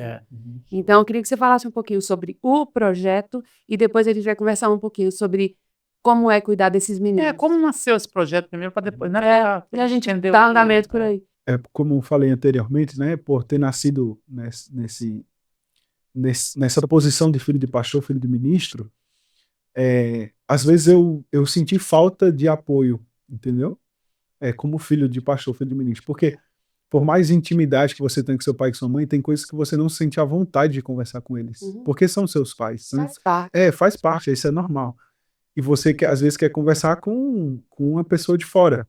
E, às vezes, a pessoa de fora, para o filho do pastor, muitas vezes, pode ser que para a pessoa não. Mas a maioria das vezes as pessoas de fora, elas não querem ouvir o filho de pastor como ele deve ser ouvido, sabe? Não quer ter aquele cuidado com o filho de pastor como ele precisa ser cuidado. E que o tratamento tem que ser diferente, entendeu? Não é porque ele é especial, não, mas é porque ele nasceu numa posição onde tudo na vida dele foi diferente já. Então ele já verdade, Elias, o filho de pastor não tem muito com quem conversar. Porque dentro da igreja dele, todo mundo é amigo do pai, né? Ele não quer conversar com o pai, mas de alguma maneira, se conversar ali, vai chegar no pai. Então, esse é um dos ônus de ser filho do pastor, porque não tem aconselhamento dentro da igreja para ele. É uma das coisas que eu falo no projeto, quem é o pastor do filho do pastor? Eu já fiz essa pergunta muitas vezes. Quem é o meu pastor? Mais novo, sabe? Quem é o meu pastor? Quem eu vou falar? Né? Quando a gente é ensinado, quando você tá alguma coisa, procure o seu pastor. Tá, quem é o meu pastor? Quem é o pastor do filho do pastor? Será que a gente para pensar nisso muitas vezes? E a resposta é não. É porque tem coisa que você falaria para um pastor, mas não falaria para o meu pai, com certeza. Que eu buscaria num pastor. Entendeu? E não menosprezando a posição do pai, mas é pai. Às vezes é diferente. Você quer ouvir uma opinião de fora. Você quer ouvir um pastor ali, uma pessoa que exerça o pastoreio. Hoje, na condição do pastor, você sabe o que um pastoreio oferece para a vida de alguém. Então você sabe que é importante que o filho de pastor tenha isso. Entendeu? Essa posição. Então, eu sempre vi essa necessidade. E aí eu lembro de uma vez estar indo ministrar em um evento de jovens, e Deus já tinha colocado no meu coração, na sala de aula do Rema, eu estava na sala de aula do Rema, e Deus colocou no meu coração essa pergunta: quem cuida dos filhos de pastores? E eu tinha o caderno que eu ficava anotando as coisas do Rema, E eu nem prestei atenção na aula nesse dia, porque Deus estava me dando o projeto. E a pergunta começou: quem cuida dos filhos dos pastores? Eu botei interrogação. E durante a aula, Deus foi me dando os mesmos módulos que são hoje do curso, começou lá no Rema. É um curso, então. É um curso. Legal. Hoje eu fazia ele a primeira turma ao vivo, toda terça-feira à noite, de 10h30 a 11h30, que é quando o pessoal chegava da faculdade e tudo mais. Eu fazia nesse horário. E aí, como foi crescendo também as minhas demandas na igreja e na cafeteria foram aumentando, eu transformei em videoaulas, né? Então, todos os módulos, as coisas, tudo ali, o projeto, quem alcançar, e eu guardei aquilo. E eu não startei, né? Não comecei. E aí passaram-se 2 anos, eu fui ministrar numa igreja, e foi um culto poderoso, e meus pais foram me acompanhar nesse dia. Eles foram me ver ministrar, porque foi um culto bem diferente.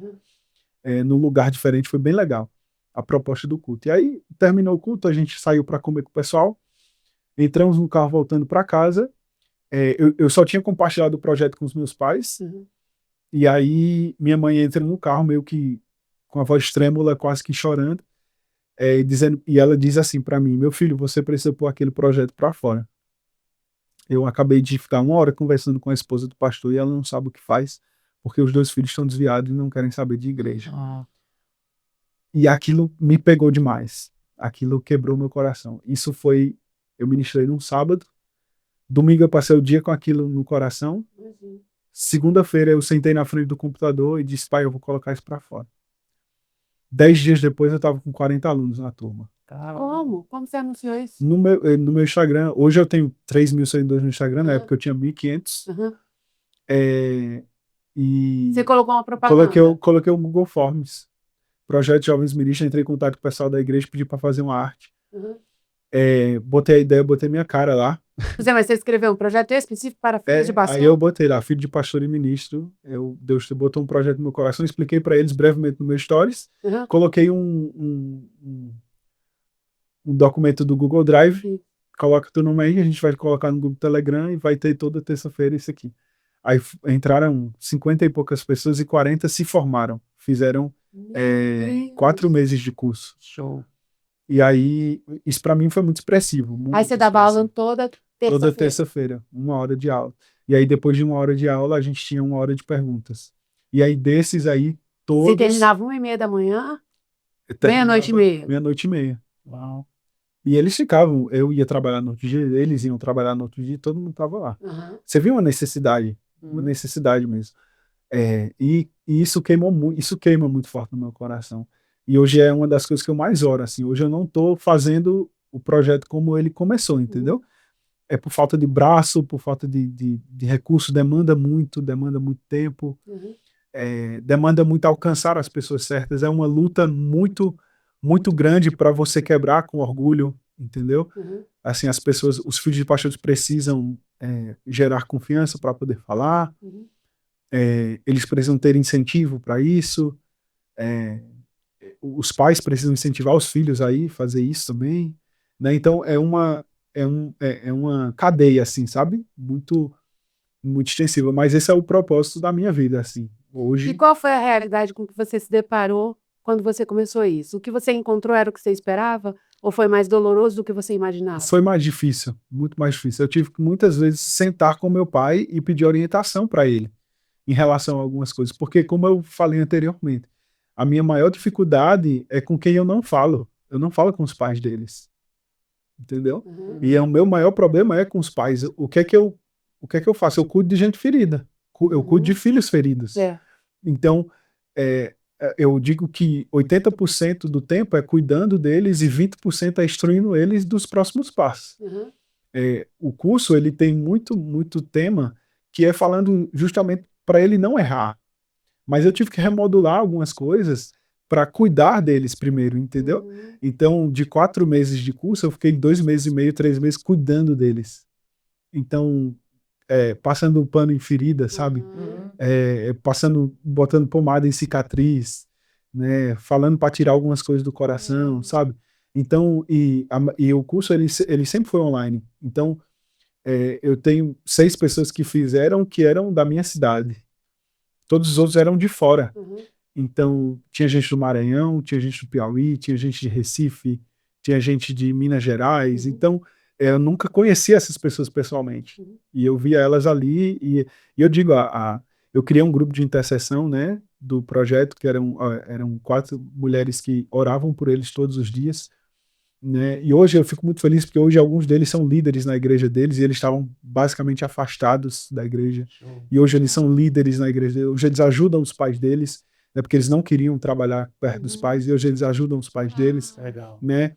Eu recebi, para mim, uma das minhas maiores alegrias desse projeto foi receber 2 meninas que compraram passagem para conhecer. Elas foram para São Paulo e depois foram para Jundiaí para me conhecer e conhecer o pessoal da igreja, e que eram do projeto, ou seja, elas investiram, né, de fato, para comprar uma passagem para ir lá. Então isso mostra o tanto que o curso foi importante para elas. E esses 2 que você falou, fizeram o curso? Os 2 filhos dessa pastora? Não consegui fazer eles fazerem o curso, sabe? E é exatamente isso que eu falo. Tipo assim, é um trabalho muito... Porque você está lidando com pessoas que não querem saber. É bem específico. E na verdade você está lidando com pessoas que foram feridas pelo lugar que cura. Pela própria igreja, né? O lugar que deveria curá-las foi o lugar onde elas foram feridas. Então é difícil ela voltar para aquele lugar, porque o que ela carrega daquele lugar é muito pesado para ela. Ela não quer voltar. E dependendo do cenário, ela não se encaixa mais ali. Entendeu? Imagina que, tipo assim, eu faço parte de uma igreja que 80% da igreja me machucou, ou eu machuquei a igreja, ou eu não consigo mais, e mesmo que a pessoa perdoe, ela não se sente bem naquele ambiente mais. Será que o pai está pronto para ver ela congregar em outro ministério, mas ser salva? Tem isso, é?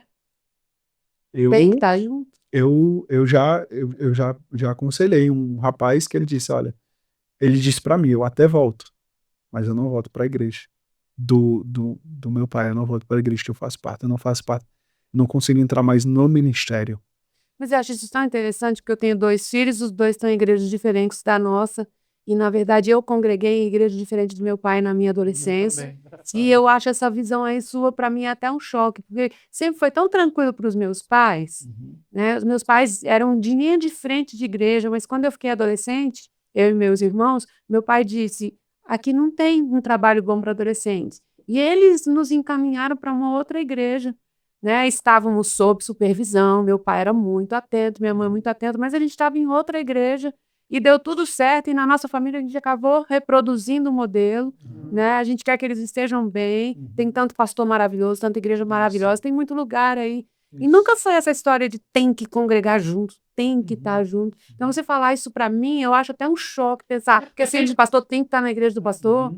É porque é até melhor estar congregando em outra igreja do que não estar congregando. Né? Exatamente. Mas assim, tem... Há uma pressão para que o filho do pastor seja da igreja do pastor sempre? Sim, porque é aquilo que eu falei, às vezes o pai ele quer que seja geracional, entendeu? Ele quer que a igreja dele seja do filho. Ele quer que o filho seja o próximo pastor, sabe? E é o que eu falo, se é a vontade de Deus, que assim seja. Se não é a vontade de Deus, que não seja. Entende? Então, às vezes os filhos não se encaixam na visão da igreja. Às vezes é uma igreja, o pai é de uma igreja muito tradicional, e o filho quer ir para um outro ministério. E aí às vezes o pai não quer,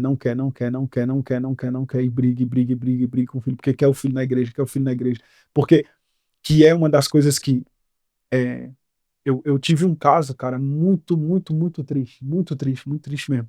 Eu entendo o pai, eu entendo a dor do pai, mas as palavras foram muito infelizes.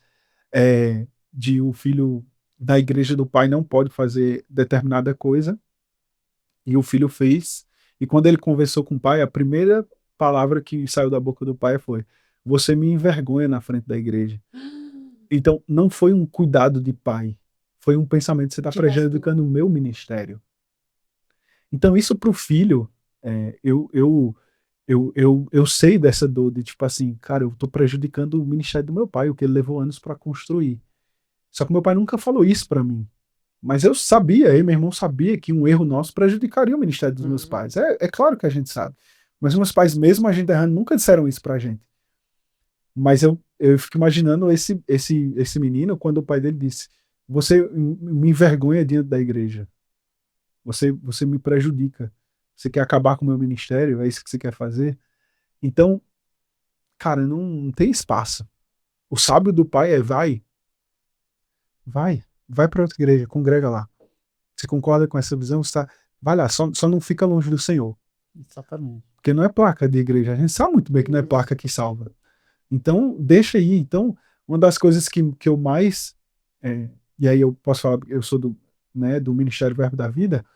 Eu fiquei muito feliz quando surgiu isso no coração do apóstolo Guto, o cuidado com filhos de pastores, né? Começou um trabalho ano passado com filhos de pastores, e na reunião de pastores, tem um tempo específico só para filhos de pastores, eu estive lá ano passado, e eu fico muito feliz com isso, muito feliz do cuidado, do zelo, da ministração, de falar de coisas que não se fala, em conferências de jovens não se fala sobre isso, não se fala, não se fala.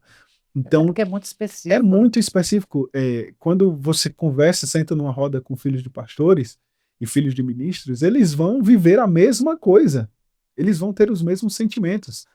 Porque pode mudar o personagem, pode mudar o lugar, pode mudar a estação, mas as dores são as mesmas, sabe? Então, quando você tem um filho de pastor falando com outro filho de pastor, aí eu uso do privilégio da idade, porque eu tenho a idade parecida com eles, então eles vão se identificar muitas vezes. Eu acho muito importante as igrejas, né, terem esse olhar para o filho do pastor, não só do pastor, como dos ministros. Porque tem, por exemplo, às vezes eu já vi igrejas que têm um olhar muito bom com o filho do pastor, um cuidado, mas não tem com o dos ministros. E às vezes os filhos de ministros sofrem pressão, não tanto quanto o filho do pastor, mas eles sofrem pressão também, eles são comparados também. Se eles fazem coisa errada, prejudica o ministério do pai também, ou da mãe. E às vezes não tem tanto esse cuidado. Então a minha questão do projeto é cuidar dos filhos de pastores e ministros, entendeu? Então, tem muita coisa no meu coração a longo prazo, sabe? Eu sei que vai chegar o tempo onde Deus realmente vai dar o start para colocar mais força nisso, Deus vai conectar as pessoas certas a isso, a fazer isso, sabe? Mas, por exemplo, com o Brad Fluke, né? Eu estava até compartilhando um pouquinho com vocês aqui em off. Quando eu compartilhei esse projeto com o Brad Fluke, vocês conhecem o Brad Fluke, né? Isso queimou muito no coração dele, a necessidade disso. Ele me deu bons conselhos. Até que a primeira vez que eu fui na Europa, foi o Brad Fluke, a convite dele, para estar ministrando junto com ele em algumas igrejas que ele ia ministrar, justamente para alcançar esse público, sabe? Tanto o público jovem, que foi uma conferência jovem, mas também para alcançar os filhos de pastores e ministros, sabe? Porque o Brad Fluke, ele tem um ministério interdenominacional, então ele roda muitas igrejas. Ele sabe as necessidades, ele acompanha os pastores. Então ele sabe que isso é uma dor. Talvez com o pai ele não sabe como lidar, entendeu? Não sabe como fazer. Porque eu entendo também, né, os pastores. Não é fácil. Não é fácil. Às vezes o filho não é tão compreensível como talvez o filho de outra pessoa, né? São cenários e cenários. Então não quero jogar a culpa só nos pais quando eu falo isso. Mas eu falo também, como os filhos precisam ser cuidados, os pais também precisam de uma orientação. Entender que precisa proteger o filho de algumas coisas, né? Uma das coisas que meus pais mais fizeram, que nos protegeram, até eu entrar, de fato, no ministério com 17, 18 anos. Meu pai e minha mãe nunca falaram de problema da igreja na frente minha e do meu irmão. Eles foram traídos muitas vezes, mas eu nunca fiquei sabendo. E se eu tivesse ficado sabendo com 14 anos, eu não queria saber de igreja. Seria o start para eu não querer ir para a igreja, sabe? Então, meus pais já foram traídos, pessoas que meus pais botaram dentro de casa e depois saíram falando mal deles. Coisas que pastor vive. Normal, né? É o normal. Só que, como filho, eu ia tomar a dor do meu pai e eu não ia querer saber, mas e esse povo da igreja? Não, mas o povo da igreja é pior do que o povo do mundo? Sabe? Ia começar aquelas comparações. Então, meus pais nos privaram disso, não comentaram. Até eu ter 18 anos, eu não sabia de nada, problema nenhum. Para mim, a igreja era perfeita. Então, eles nos privaram disso. Então, às vezes, os pais precisam privar os filhos disso, né? De comentar, às vezes, um problema, um erro. Às vezes, o ministro, que comenta o erro do pastor presidente, aí o filho fica com aversão a pastoreio, e aí não quer ser pastoreado. E se não quer ser pastoreado, ele vai fazer o que na igreja? Então, aí começa a desencadear um monte de problemas, que lá na frente vão ser irreversíveis. Porque hoje a maior dificuldade com o filho de pastor machucado é trazer de volta. Por isso que eu admiro o projeto do Verbo da Vida, porque ele foca prioritariamente na adolescência. O foco está nesse. No que é filho, o pastor, mas o filho tem 12 anos, 10 anos, 14 anos, então você vai privar ele, já vai proteger ele. Mas tem os que estão com 28, que estão com a minha idade, com 25, com 30, que se machucaram e não tínhamos esse trabalho e se machucaram, e aí o que a gente vai fazer com eles? Como que a gente traz esse povo de volta? Que a gente não pode perder eles, né? Como que a gente traz de volta? Então, esse é o teor do projeto mesmo, é alcançar pessoas para isso. E dizer, né, para você aí que tem uma nota no seu coração para cuidar disso, começa cuidando da tua igreja.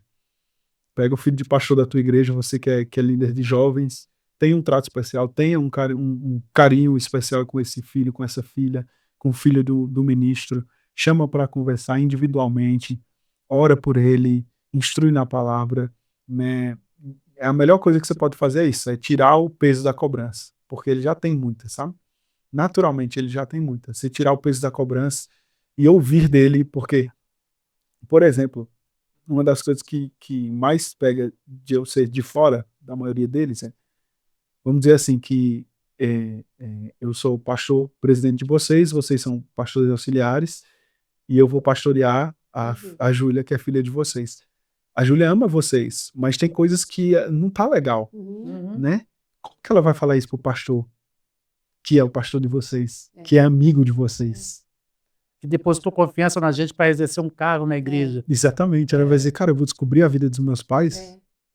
Como é que eu vou falar que meu pai e minha mãe estão errando nisso? Como é que o pastor vai entender? Será que vai colocar ele de banco? Será que vai afastar ele do cargo? Será que eu estou destruindo o ministério do meu pai e da minha mãe? Exatamente. E aí o bom de ser de fora é que, não, esse cara nem conhece meu pai. Posso falar. Posso falar o que eu tenho para falar.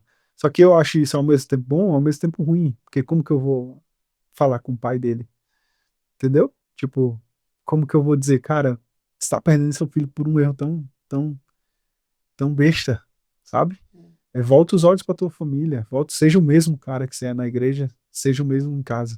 Abraça teu filho. Geralmente, na maioria dos casos, é sempre assim, né? É uma coisa na igreja, outra coisa a dualidade. Elias, eu queria te pedir um conselho para um pai primeiro, porque você falou assim que existe uma cobrança, uma pressão muito grande. Eu quero que meu filho me suceda no ministério. E às vezes o menino não foi chamado para isso.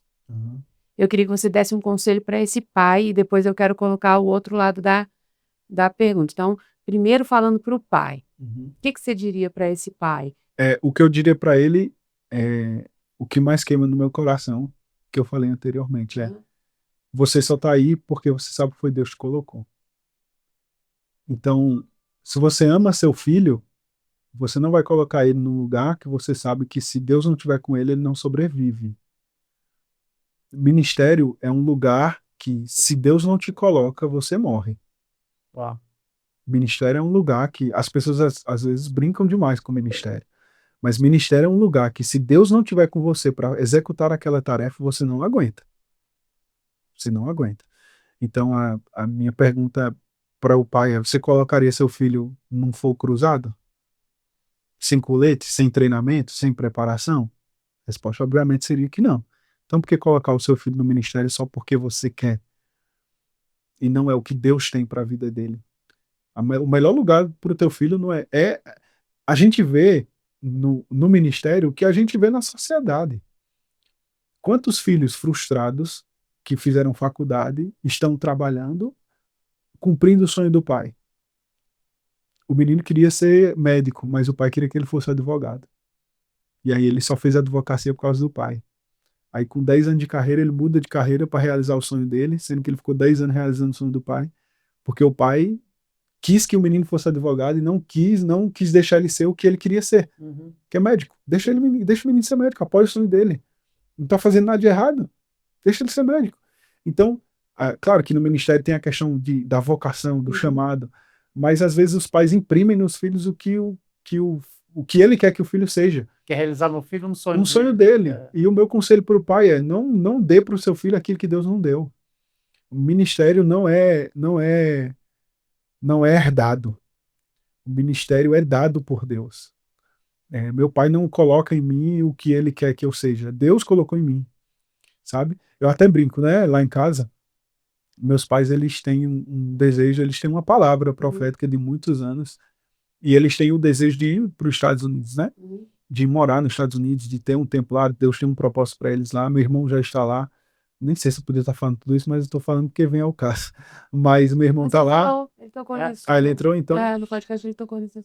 Então eles têm essa nota, eles oram por isso. A gente não sabe quando, mas a gente sabe que eles vão para lá.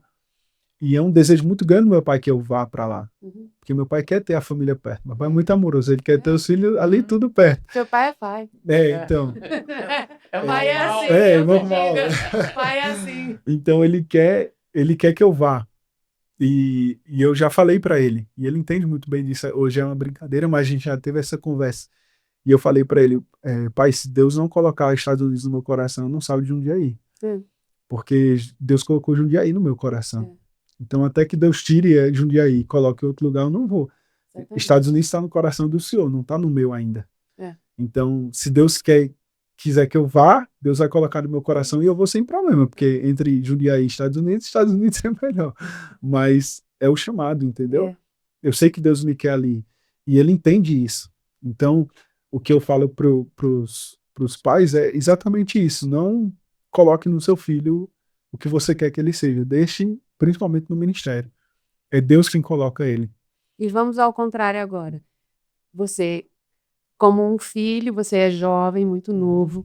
Como abordar esse assunto de uma forma respeitosa, porque eu acho que também o filho precisa falar.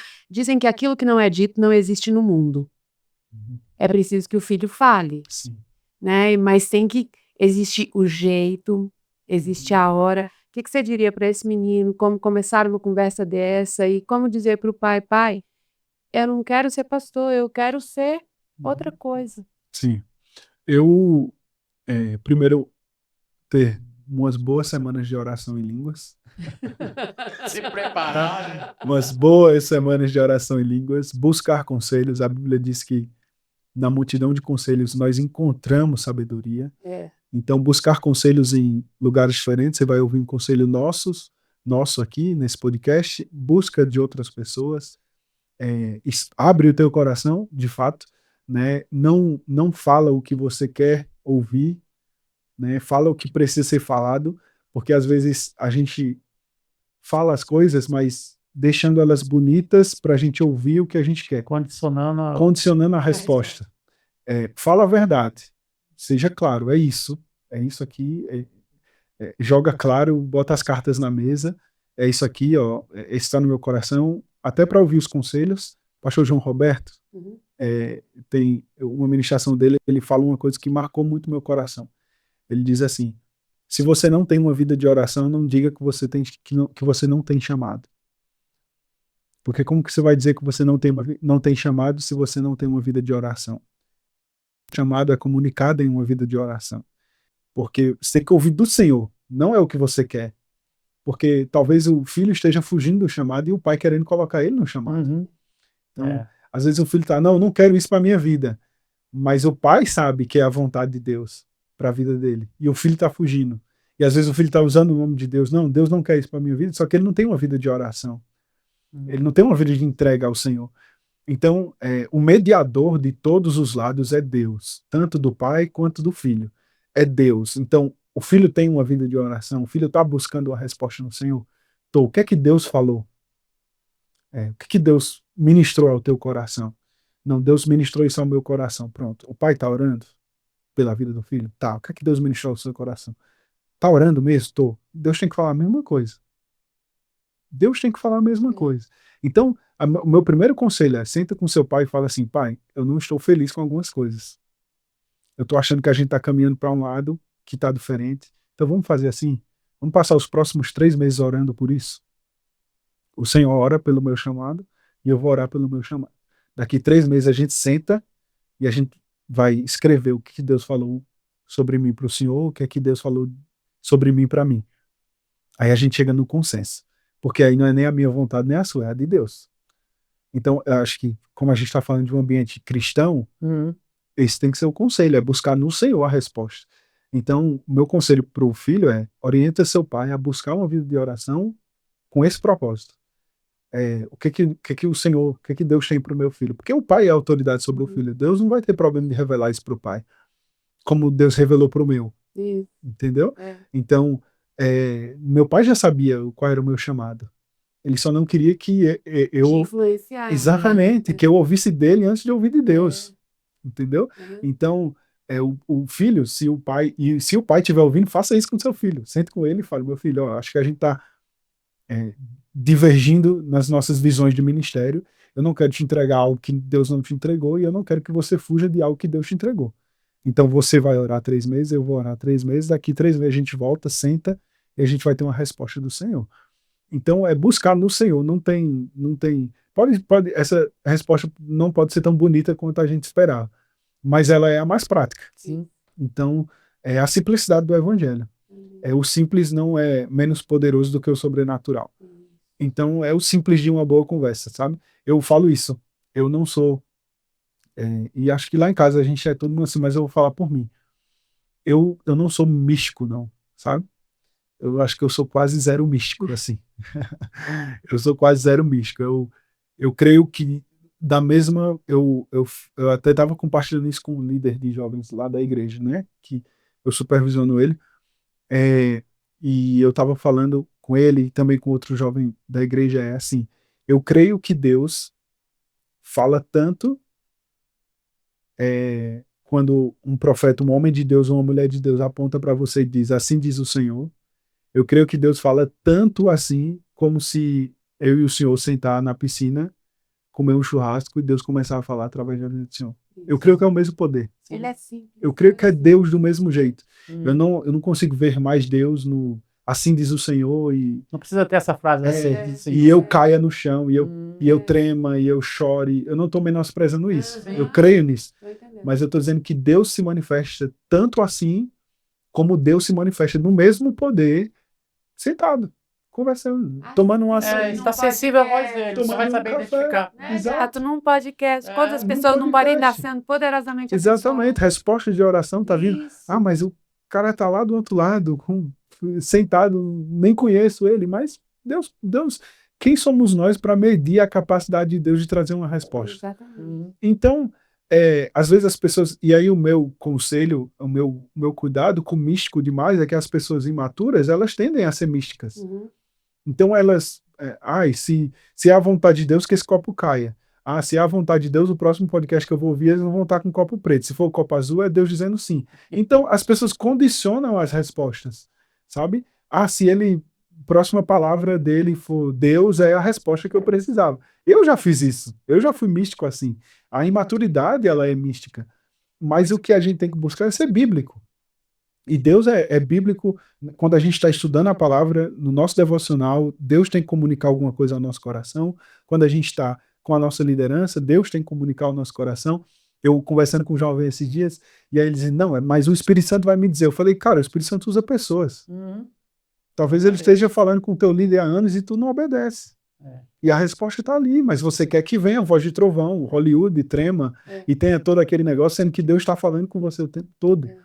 Então, o meu conselho nessa fase é: escuta Deus na simplicidade. Sabe? Deus pode usar o sobrenatural, pode, claro, e usa, e eu creio nisso. Mas Deus também usa o simples. Deus usa uma conversa, Deus usa uma pessoa aleatória, sabe? Que chega para você e fala alguma coisa, como Deus também usa quem te conhece. Porque, né assim, às vezes a gente... Às vezes até uma pessoa que você menos espera de ouvir, Exato. a resposta está lá. Tem pessoas que falam assim: não, mas é porque a pessoa conhece minha vida, então não é de Deus. Como assim? Então vocês são casados. Vocês são quantos anos casados? 30 anos de casados. Então o senhor conhece muito dela, a senhora conhece muito dele. Será que nada de Deus pode vir de um conselho para o outro só porque se conhecem? Então as pessoas são assim. Não, é porque a pessoa não sabe nada da minha vida. Então é de Deus. Mas se é alguém que convive comigo, se é um amigo meu, se é um melhor amigo meu, se é o meu líder que sabe de tudo da minha vida, não é de Deus, não. Ele tá querendo só interferir na minha vida. Não, gente. É de Deus, sim. Se a pessoa tá ali contigo, se é um homem de oração, se é uma mulher de oração, é de Deus. Ouve aquilo. Considera a palavra, pelo menos. Talvez você não queira aceitar na hora, mas considera, guarda ela no coração e ora por aquilo. Vai para casa e fala, pai, eu recebi essa palavra. Eu não sei se eu concordo muito, não, mas ministra ao meu coração. Ela está aqui, deixa ela cair no meu coração. Se for verdade mesmo, comunica ao meu coração. Então, buscar isso, sabe? Eu acho que o jovem, principalmente, tem que ter muito cuidado com isso. Porque hoje a gente vê muito movimento, né? A gente vê muitos shows, muitas coisas, muitas informações, e a gente, de certa forma, está doutrinando o jovem a ser muito midiático. Midiático no sentido que eu digo de buscar muita informação no show, no espetáculo, e esquecer da simplicidade, sabe? E quando a Bíblia fala em Atos 2:42 sobre o crescimento da igreja, a Bíblia vai falar sobre o partir do pão como um fundamento primordial do crescimento da igreja de Atos, o partir do pão. O que é partir do pão? É sentar e tomar um café. É isso. É comer uma bolacha de maisena. É um cafezinho, um bolinho e sentar na mesa de short, de camisa, sem camisa, na piscina, na praia. Às vezes numa conversa simples. E Deus fala... Que não parece espiritual, mas tudo é no informal mesmo. Isso, no informal. Que lindo. Como chama sua mãe? Edinalva. Edinalva e apóstolo Sérgio. Que fofo esse seu menino. Que honra receber você aqui. Meu Deus, como eu cresci com esse pastor. Muito bem. Como eu fui edificada. Quanto de Deus flui através de você. Amém. Você tem uma grandeza e uma riqueza muito grande dentro de você. Amém. Eu vejo Deus te carregando para coisas muito grandes. Sim. Né? Eu vejo amor em você. Amém. E isso é fundamental. Amor é Jesus. Né? É Jesus sendo visto através de você. Amém. Deus fará coisas grandes através de você e eu me sinto muito honrada de ver algo grande começar, porque eu sei que a partir desse podcast muita coisa vai acontecer. Amém. Eu tenho essa nota no meu coração de que Amém. Deus te trouxe aqui para alcançar você aí. Amém. E ouça de novo, envie esse podcast para muita gente, porque isso é salvação para muita casa. Esse podcast precisa entrar em muita casa. Verdade. Se você é pastor, né, ou se você conhece, manda para o seu pastor. Sim. Né? E você que é pastor, manda para um amigo pastor, porque tem salvação nesse podcast aqui. Amém. Amém. Você despeja amor igual seu pai. Transbordou, Você também é muito amoroso. A gente vê amor saindo, sabe? Isso é pegada de pastor. Sim. Se você tinha dúvida até agora, eu estou só te confirmando o que a gente vê. Eu sei que seu pai é um apóstolo, mas ele também toca na unção de pastor, porque ele também é muito amoroso. Ele é muito amoroso e você, número, gênero e grau. Amém. A gente sente até como falar, a tonalidade da voz, isso é unção, sabe? Isso não vem de você, não vem de seu pai, é derramado do próprio Espírito Santo. Ele deixa papaizão, né? Ele deixa transbordar isso aí. Isso é tão bom saber que a obra que seu pai começou está transbordando em vocês e vocês estão fazendo. Falando do seu irmão, porque já ouviu falar do seu irmão, mas agora meus olhos estão te vendo. Que a gente vê a mesma unção, a mesma característica assim, de alcançar pessoas até em um bate-papo, sabe, Elise? Isso não tem preço, principalmente para o público que você está alcançando. Não só os jovens em geral, mas os filhos de pastores, que a gente sabe que é bem... Para quem não tem assim, uma luz, um caminho, é complicado. Sim. Né? E eu queria, antes de você dar suas considerações finais, eu queria que você falasse para o pessoal aqui como ter acesso a esse curso. Porque isso aí precisa ser amplificado. Deus não colocou isso no seu coração para você alcançar só 60 pessoas. Eu sei que já alcançou bem mais do que isso. Mas isso aí precisa ser amplificado porque tem muito filho de pastor e pastor sofrendo achando que está acertando e está errando. Amém. Essas câmeras estão abertas para você que precisa fazer suas coisas. Antes, aonde te achar com curso e suas considerações finais. E seu interesse na rede, com certeza. Ótimo. Então, gente, você, né, filho de pastor que assistiu esse podcast, Filho de Ministro, e alguma coisa desse podcast em algum momento falou com você, eu quero dizer algo específico ao seu coração. Esse é o propósito da minha vida. Foi isso que Deus colocou no meu coração nos últimos anos. E eu oro por você sem te conhecer, e eu sei que Deus te trouxe até esse podcast. Talvez você viu ele, apareceu aí no seu YouTube, ou você recebeu o link de alguém.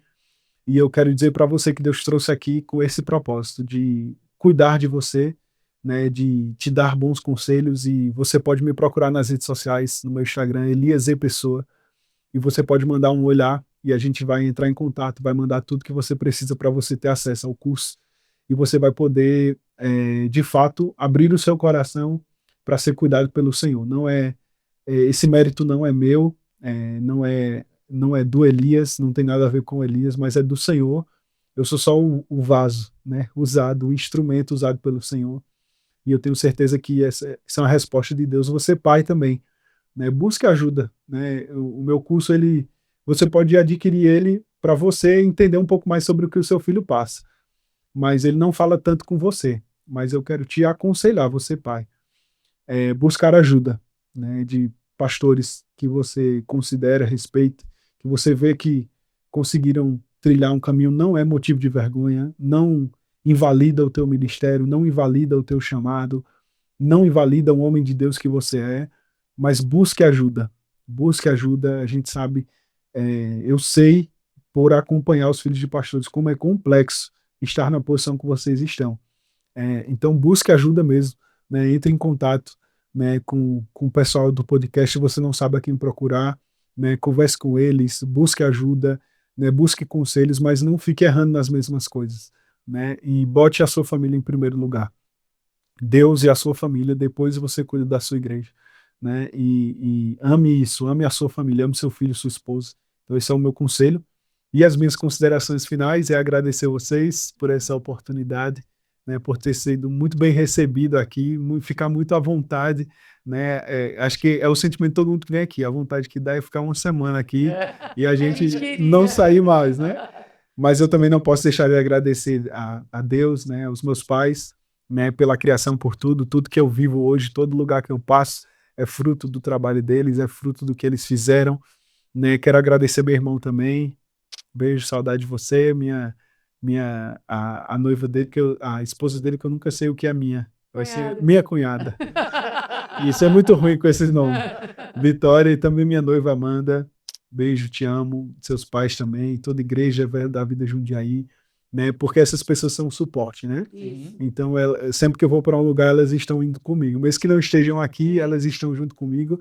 E eu sou muito feliz, muito grato por vocês me darem essa oportunidade de falar desse projeto, né, de compartilhar algumas outras coisas. A gente foi entrando em outros assuntos, mas eu acho que é muito importante e dizer isso, né? Meu recado final para você, jovem no geral, seja fiel na sua igreja, ande perto da sua liderança e ame ao Senhor acima de todas as coisas. Mais do que o dinheiro, mais do que um sucesso familiar, mais do que um sucesso profissional, mais do que qualquer coisa, ame ao Senhor. Né? Não busque as riquezas, não busque o sucesso, a fama, sem buscar o Senhor em primeiro lugar. Então esse é o meu conselho para você, jovem. Sirva na sua igreja, ande perto da sua liderança e ame o Senhor acima de todas as coisas, que o resto vai dar tudo certo. Deus vai cuidar do teu futuro, Deus vai cuidar da tua família, Deus vai cuidar da tua esposa, Deus vai cuidar dos teus filhos, da tua geração que vai estar por vir, e com certeza você vai ser uma pessoa muito feliz, porque você não precisa de droga, você não precisa de bebida, você não precisa de sexo, você não precisa de outras amizades, você precisa do Senhor. O Senhor é a resposta para tudo que você precisa. Se você estava em dúvida se estar na igreja era o melhor caminho para você, eu vim tirar essa dúvida. Jesus Cristo e estar na igreja é o melhor caminho que você precisa. Ah, Elias, mas você não sabe do meu contexto, você não sabe o contexto da minha igreja, mas eu sei que Deus é um só, independente da placa, e a palavra é um só. Então busque ajuda onde você puder encontrar. Né? Se é aqui, se a resposta que você está procurando é aqui hoje, que sirva como um incentivo, um start. Mas não pare aqui. Busque informação, busque ser pastoreado, ser cuidado, mas não se afaste dos caminhos do Senhor, porque Jesus te ama demais para você andar longe dele. Tá bom? Uau, muito bom. Quero te agradecer, foi uma honra te receber aqui. Amém. E, gente, você que está nos assistindo aí, já deixa o seu comentário, dá um like, compartilha esse link, principalmente para filhos de pastores e pastores. Eles precisam ver esse podcast. Eu tenho certeza que eles vão ser abençoados. E nessa Câmara Central aqui... Beijo, Verbo Jundiaí, muito prazer. Eu sou a Keila, eu sou @keila.vilasboas. @RickVilas, e tem no nosso Instagram também do Lumen, lumen.podcast. Entra lá, curte, tem muito corte legal lá, se torna seguidor, nos ajuda a propagar esse podcast, ok? Essa Câmara Central aqui, a gente se despede. Até a próxima, seja edificada na prática da palavra, e Deus abençoe você. Amém. Tchau. Tchau, tchau.